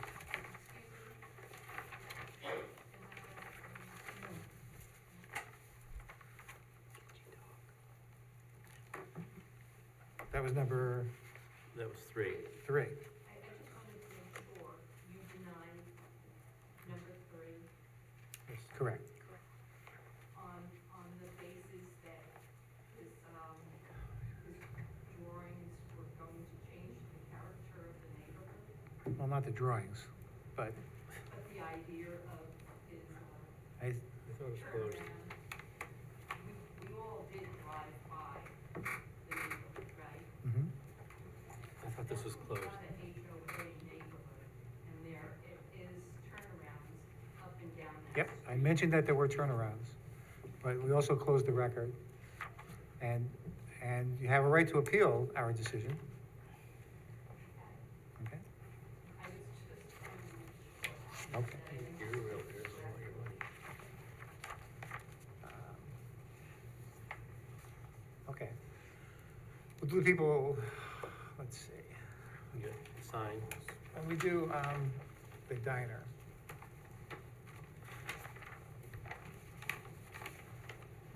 Actually, we'll do Mazda next because I think that one's pretty simple. Okay. She's gonna say yes. I'm sorry, which number are we doing next? Mazda, whichever that is. Thank Number you. 12. Well. Anthony Road, right? All right, there's a staff report on this, and this is just, nothing much has happened, it's expired, so I think, there's nothing much to say about this, so. Same. Anybody have any concern about this?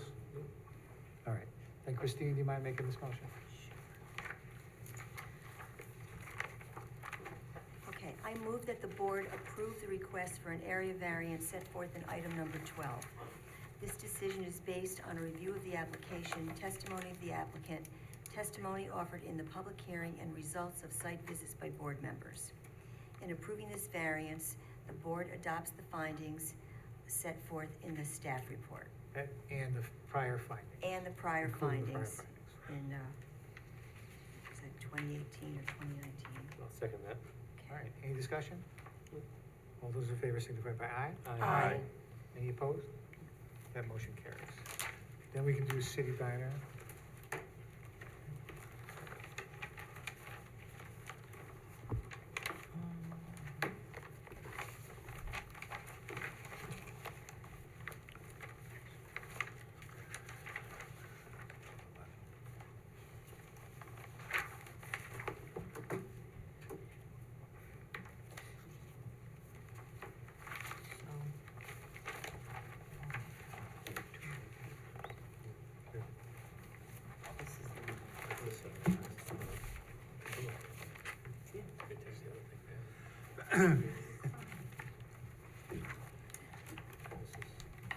Okay, so there's two items. One is the sign on the Main Street, and the other one is Taft Avenue. So there are a couple renditions for the Main Street.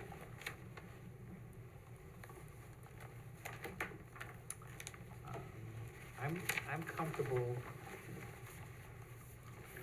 with the one on sheet 1.4. Yep.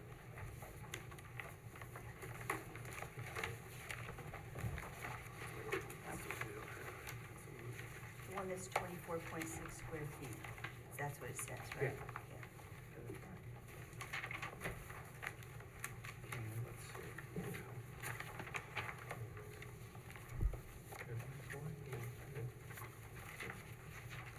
But the one on the other side is fine, right? Yeah. It's pretty small.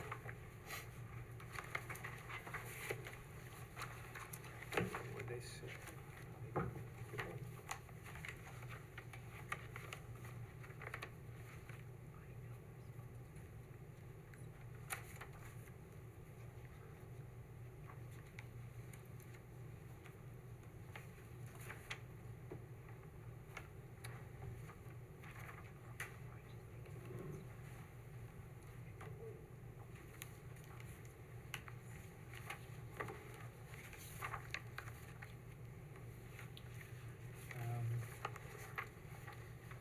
So the one that's 15 square feet would only, on Taft Avenue, would only require one variance, just for an additional sign.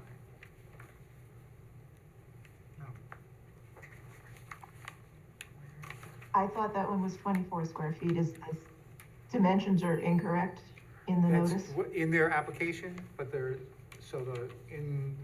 sheet 1.3 is one that's 15 square feet. Okay.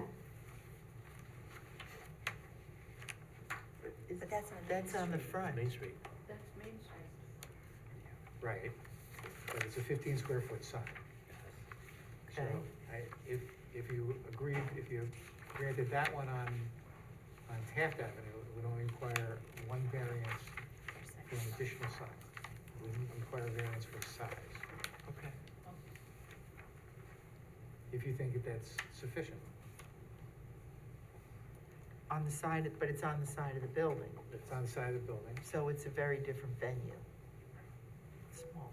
It's smaller. Yeah, the side, and it's much closer to the road. Unless you think that they require a bigger one. Not on the side. And keeping in mind that the old signs were bigger, but the town has changed the code to reduce the size of signs. So you're talking 1.4 or 1.3? So 1.3, my suggestion would be 1.3 for Taft Avenue. And, 1.4. and 1.4 for Main Street. I'm good with that. with the condition that they remove the freestanding sign. But that's what I think. What does everybody else think? I'm okay with the Taft Avenue sign, but if they're gonna take the monument sign down, I'm almost comfortable with the little bit larger one in the front.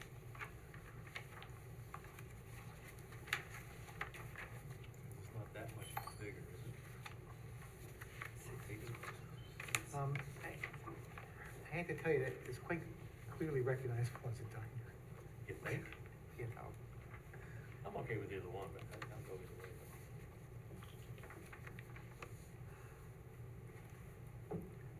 keeping in mind, we're supposed to Yes. The minimum. grant the minimum variance necessary. I think that the one that says 24.6 on the front would be okay. All right.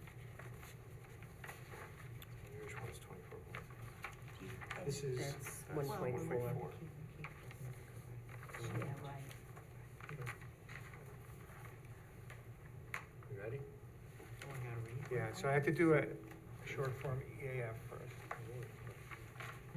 He's gotta do something first.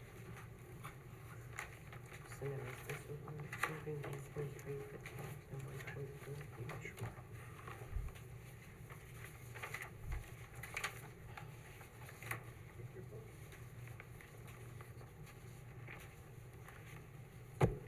I move the ZBA determine that this is an unlisted action appropriate for uncoordinated review and declare itself to be lead agency.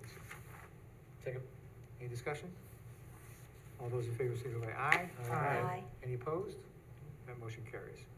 And I move that the ZBA determine that this action will not have a significant adverse effect on the environment for the reasons set forth in the determination of non-significance for this action. Second. Any discussion? All those in favor, signify by aye. Aye. Any opposed? All right, that motion carries. And then This is the sign. Phyllis, you mind making this motion? No, Okay, but I'm confused. so, let's see. So, because I know I have to. There is I think that there is a staff report, right? Yes. Yeah.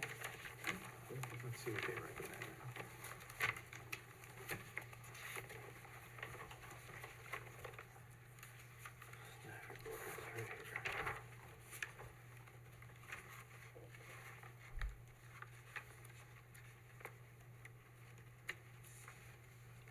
You're okay with the second sign on the, Yeah, they're okay with it, so I think you can take that.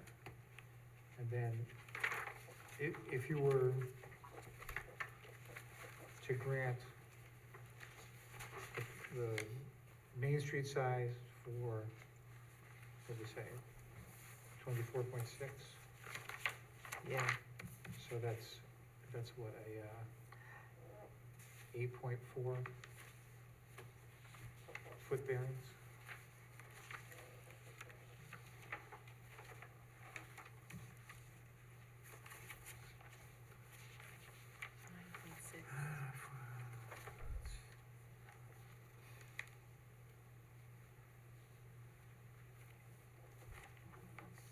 Fifteen square feet, yeah, okay, so, 9.6.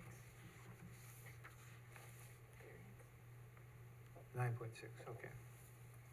So 9.6 and variance for the Main Street sign and granting the second sign on Taft Avenue.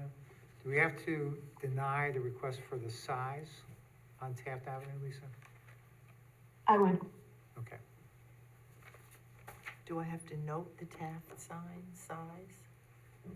Note the Taft, no, just say you're granting the request for a second sign on Taft Avenue, denying him a variance for the increase in size, or size variance, and conditioning it on the removal of the freestanding sign.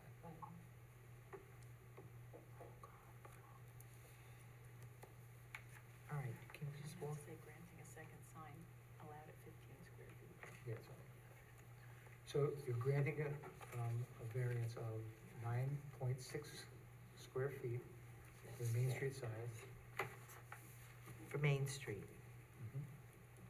and then You're a granting second sign variance, for Taft Avenue, okay, but denying denying the variance for an increase in size on the second sign. So conditioning all of those on the removal of the freestanding sign. I move to grant the variance in item 11. 11.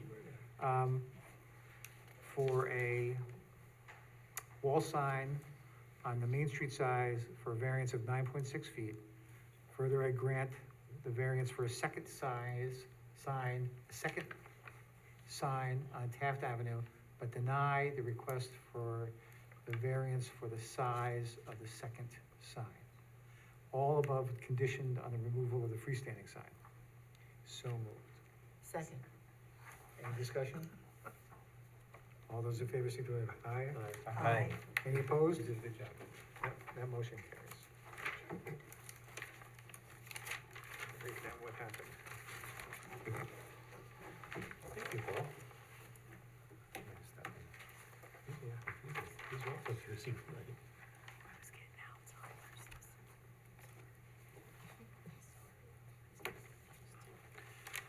All right, and now, Mr. Willis, Number 8. number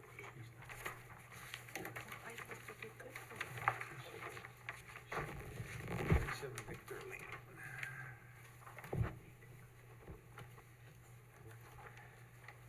Okay, where are we going next? Number 8, 37 Victor Lane.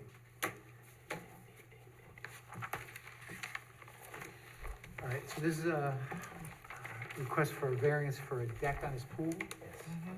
He has the deck facing towards the rear lot line. His backyard is enclosed by a fence. He indicated that he wanted the deck back that way for safety, so he can keep an eye on the kids, they can keep an eye on the kids.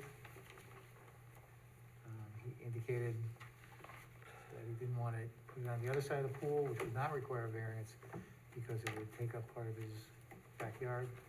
Plus he said he had a leach field there. That's what he said, but that's not consistent with the plot, the diagram that was offered, I think. Okay.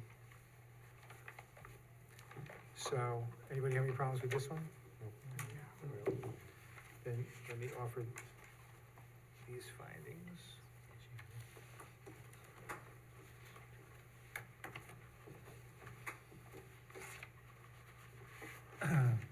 Whether an undesirable change will be produced in the character of the neighborhood or detriment to nearby properties will be created by the granting of the variance.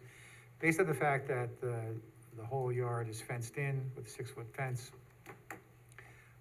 and really it's kind of a minimal sort of thing, I don't think it's gonna change the neighborhood. Whether the benefits sought by the applicant can be achieved by some method feasible for the applicant to pursue other than an area variance. The only way to avoid the variance was to put it on the other side of the pool, and the applicant indicated that would cut into the space in his backyard, and also indicated some concern about the leach field. Whether the requested area variance is substantial mathematically, it certainly is, but I think it's minimized by the fact that the fence decreases the impact of the deck. And whether the proposed variance will have an adverse effect or impact on the physical or environmental conditions, there's no evidence that will have any physical or environmental impact. And this is certainly self-created, but not necessarily a reason to deny the variance. And I offer those findings. So, Phyllis, want to make this one? I could do this one. I move that the board approve the request for an area variance set forth in item number 8. This decision is based on a review of the application, testimony from the applicant, testimony offered in the public hearing, and the results of site visits by board members. In approving this variance, the board adopts the finding as set forth by the chair. Second. Any discussion? All those in favor signify by aye. Aye. Any opposed? Then that motion carries. Let's go up then to number 4, 80 Vassar. Nobody else is here, right? Nobody's here, just us. Let's go to 80 Vassar Road. This, it's an existing garage. He wants to convert the upstairs into an apartment while he's while he's building the house.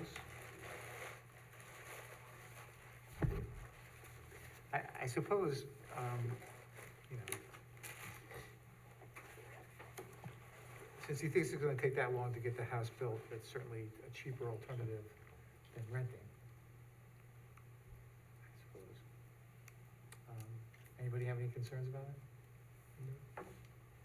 Can we condition something on removal? I mean, we said it, but can we condition? Well, they're otherwise prohibited, right? So it would be conditioned on removal upon, granting of the CO on the new house, right? Currently, and if anything changes, he could come back. Right. Yeah, I wouldn't be surprised if there's a change in the code to allow these apartments. Wouldn't surprise me. So maybe if the board wanted to avoid the applicant having to come back to just to have that condition removed, the condition could be either removal upon CO or granting of a new CO for the space as, you know, some lawful use for the garage, the upstairs. So will he be able to get a CO? Right now, as the law stands, an accessory apartment, for example, has to be within the main building. But it would not surprise me if in the next 18 months, given the push for affordable housing and other things, that code might change in the village, in the town. And if that were the case, it would seem a shame to have him come back to the ZBA just to have that condition lifted, where if he were able to get a, you know, certificate of occupancy for an accessory apartment without having to come back, he could do that. So you could just condition it that the garage becomes a lawful use. Right. So either the apartment would be removed or would receive a CO, a lawful CO. And then whatever the state of the law is at that point, he wouldn't then have to come back to this board just to have a condition lifted. What's him living in an apartment that doesn't have a CO? Is that an issue? I think he's going to get a CO for the garage now because it's not an accessory apartment, it's the primary residence on the property. So there's no bar for him getting the current garage above the apartment above the garage legalized. But at the point where then there's a house on the property that is close to a CO, then that's the point where the apartment above the garage becomes problematic. Okay. All right, everyone comfortable with this? Sure. Okay. Then, Tony, you wanna do this? Yeah, is this special use or is this area variance? It's a variance for a single-family residence because Okay. it doesn't meet the setbacks. Yeah, so let me do these findings. There's no staff report on this one, right? I don't think it was a staff report. Whether an undesirable change would produce in the character of the neighborhood or a detriment to nearby properties would be created in the granting of the variance. Since this is anticipated to be a temporary condition, I don't think it'll have any impact on the character of the neighborhood. And whether the benefit sought by the applicant can be achieved by some method feasible for the applicant to pursue other than an area variance. The cost-benefit analysis that the applicant did, comparing renting for the 18 to 24 months for the building compared to doing this in 2 months, seems to mitigate in favor of granting this. And whether the requested area variance is substantial, since it's not allowed, it certainly is substantial, but that's, I think, in this instance, it has a minimal effect. And whether It's actually, if I could just, it's allowed. Yeah, What it's a he's here for single-family is a setback variance. I suppose, okay, all right. Whether it's substantial, then I guess it's not substantial.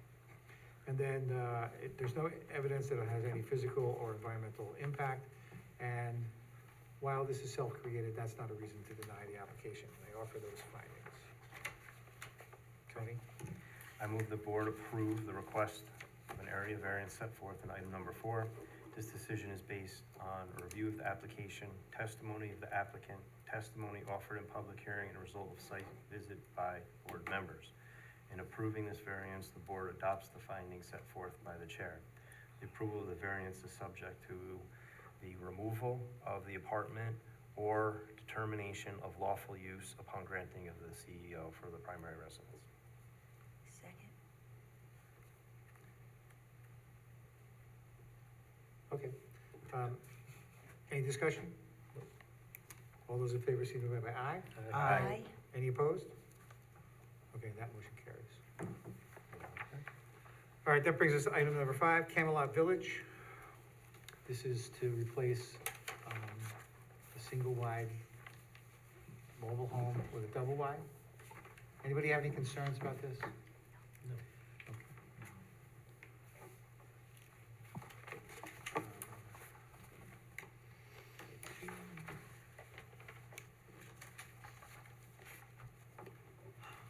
This is an unlisted action? I'm sorry? All right. I move that the ZBA determine that this is an unlisted action appropriate for uncoordinated review and declare itself to be the lead agency. Second? Any discussion? All those in favor signify by aye. Aye. Any opposed? And I move that the ZBA determine that the action will not have a significant adverse effect on the environment for the reasons set forth in the determination of non-significance for this action. Second. Any discussion? All those in favor signify by aye. Aye. Any opposed? Okay, that motion carries. All right, then let me offer these findings. Whether an undesirable change will produce in the character of the neighborhood or a detriment to nearby properties will be created by the granting of the variance. The granting of this variance keeps it within the setback distances between other homes. And I think it's an attempt to make the available homes more ADA compliant. And I think it's replacing an older decrepit building with a newer one. And whether the benefits sought by the applicant can be achieved by some method feasible for the applicant to pursue other than area variance. There's no other way for the applicant to get what they desire without this variance. And whether the area variance is substantial,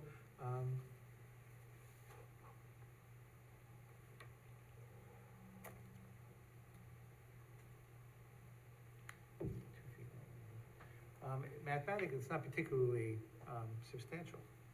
And there's no evidence that it has any impact on the physical or environmental conditions of the neighborhood. And while this is self-created, that's not a reason to deny the application. So, I offer those findings. So, Linda, do you mind making this motion? I move that the board approve the request for an area variance set forth in item number 5. This decision is based on a review of the application, testimony of the applicant, testimony offered in the public hearing, and results of site visits by board members. In approving this variance, the board adopts its findings as set forth by the chair. So moved. Second? Any discussion? All those in favor signify by aye. Aye. Any opposed? That motion carries. All right, that brings us to item 6, 9 Treetop Lane. Anybody have any concern about this?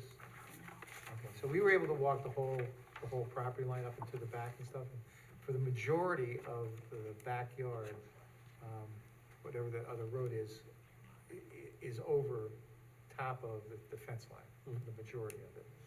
There's, the topography of his property is amazing. So, I think they'll have minimal effect.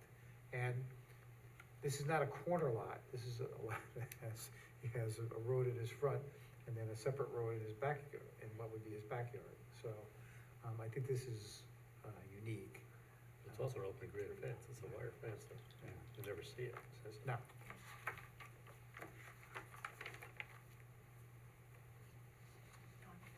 Okay, all right. So let me offer these findings. Whether an undesirable change will produce in the character of the neighborhood or detriment to nearby properties will be created by the granting of the variance due to the unique topography of this lot and the setting of the the roadway to the rear of his property. There should be no change in the character or any detriment to nearby properties. Whether the benefits sought by the applicant can be achieved by some method feasible for the applicant to pursue other than a variance, based upon these unique circumstances, there's no other way to grant this without variance. And whether the requested area variance is substantial, in mathematically, I suppose, but in terms of its actual effect, it's minimal. And there's no evidence that will have any physical or environmental impact in the neighborhood or district. And although this is self-created, that's not a reason to deny the application. And I would offer those findings. And I would keep in mind that he said, although he's requesting a 3.5-foot variance, he said he really only needs 3 feet. So for a 6.5-foot fence. He's gonna sink it 6 inches. He's taken 6 inches and folded it under, so his dogs don't dig out of it. Whatever. Okay? All right, anybody have any concerns about this one? No concern. All right, then, Christine, if you don't mind. I move that the board approve the request for an area variance set forth in item number 6. This decision is based on a review of the application, testimony of the applicant, testimony offered in the public hearing, and results of site visits by board members. In approving this variance, the board adopts the findings as set forth by the chair for a 3-foot variance. So moved. Second. All right, that's good enough, Lisa? Yes. Okay. Any discussion? All those in favor signify by aye. Aye. Any opposed? That motion carries. Next is 22 Thomas Avenue.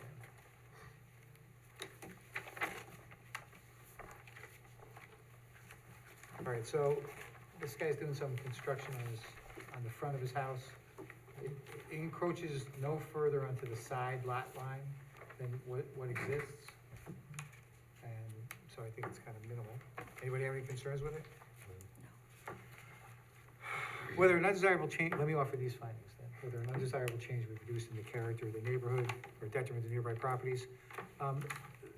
The addition and reconstruction has no further impact on the side lot line than what exists today and is in line with the major portion of the house.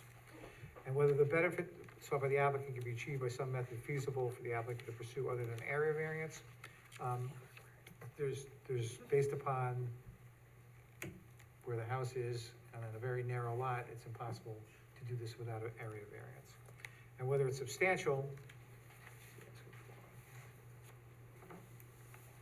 6 feet, the area variance is not substantial, and there's no impact, there's no evidence that will have any physical or environmental impact, and while this is self-created, that's not a reason to deny the variance, and I would offer those findings.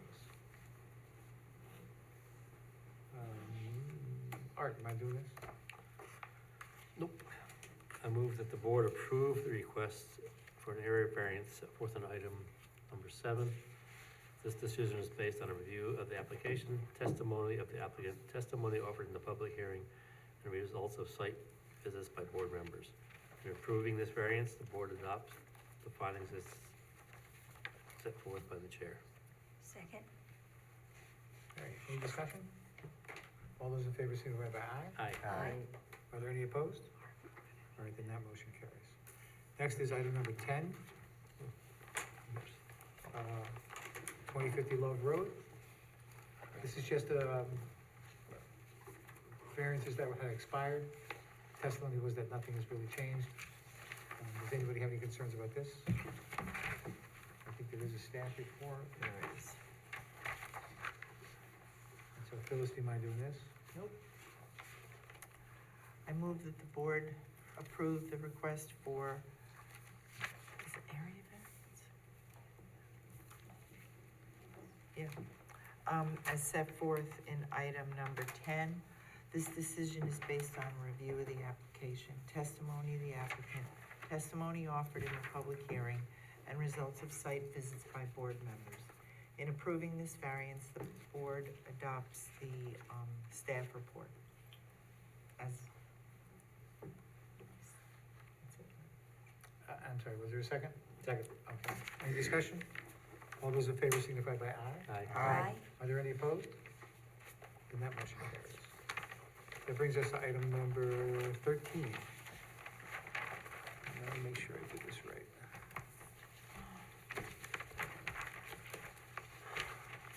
I think we can vote on items 1 through 6.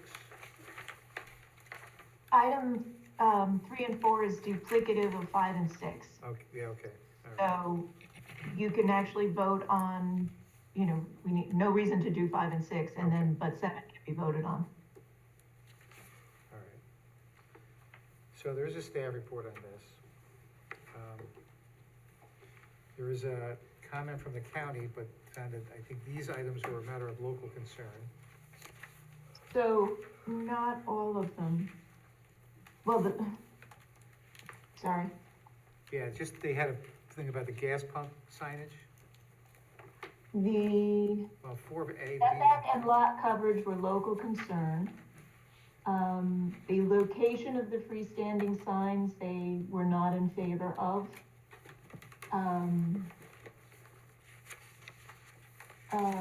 So it says in I'm sorry, recommendations, it says freestanding sign size. Location is local concern.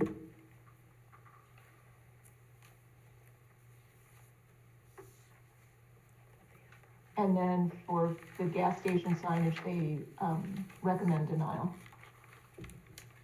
Yeah, we're not doing a gas station though, right? Well, you can do number 7 if you care to, or you can treat them all the same, all next time, which is the, Yeah, I'd like to do that one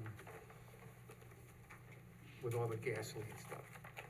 okay, so we'll renotice that with the gas stations for next time.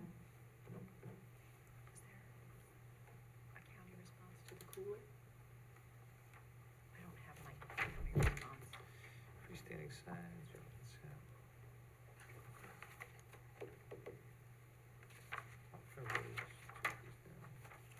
It doesn't say. So then everything is local concern. Yeah. It just talks about the rear setbacks. Doesn't say for what, though. All right.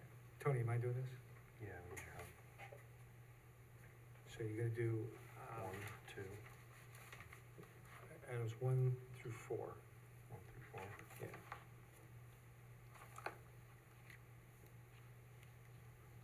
Well, it does have on 4, it does have some sizes.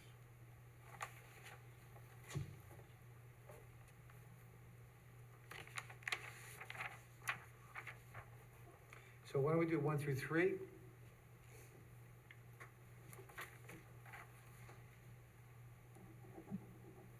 And what's the distinction between 3 and 4? On 4 plan? has the signs, has the sizes of the signs. No, variance 3 and 4. I'm well, looking at, I'm- actually, I'm looking at Mike's report. Right, Let me look at. so if you look at the, what's in the agenda, it's, 3 is the setback, 1 is the setback, 2 is the lot coverage, and 3 and 4 are the locations of the signs not at driveway entrances. So you can do variances 1 through 4. 1 through 4.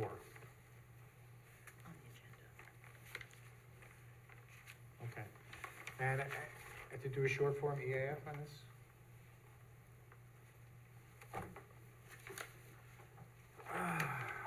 Yes, this was a type 2 at the planning board.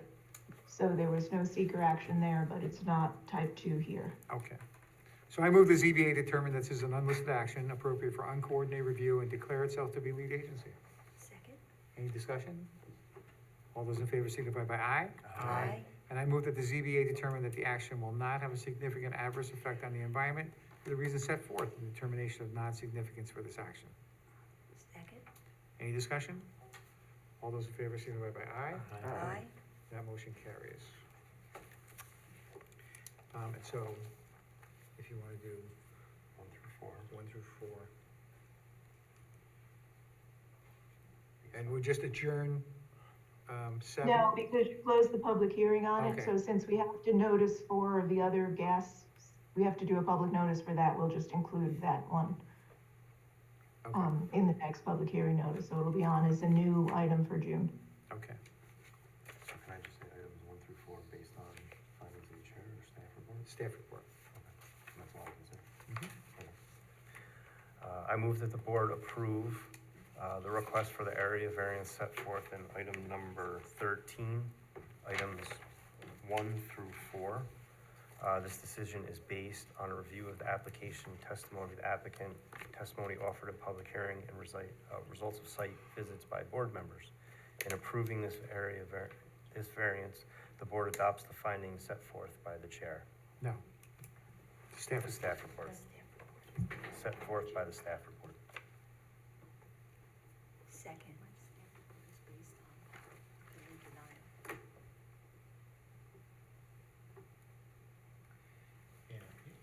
Lisa, Yes, Mike's staff report is different than the agenda, the numbers.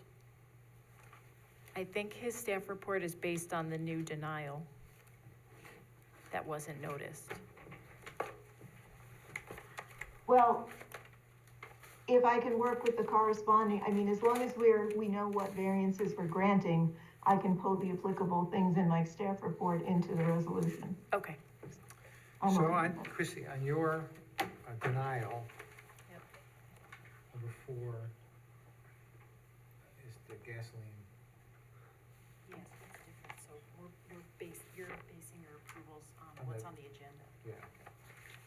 Which is what was the legal notice, so that's appropriate. Yes, okay. Okay. Yeah, sorry, guys, I just was not, Was there a I don't second? know where I was. Yes, there was.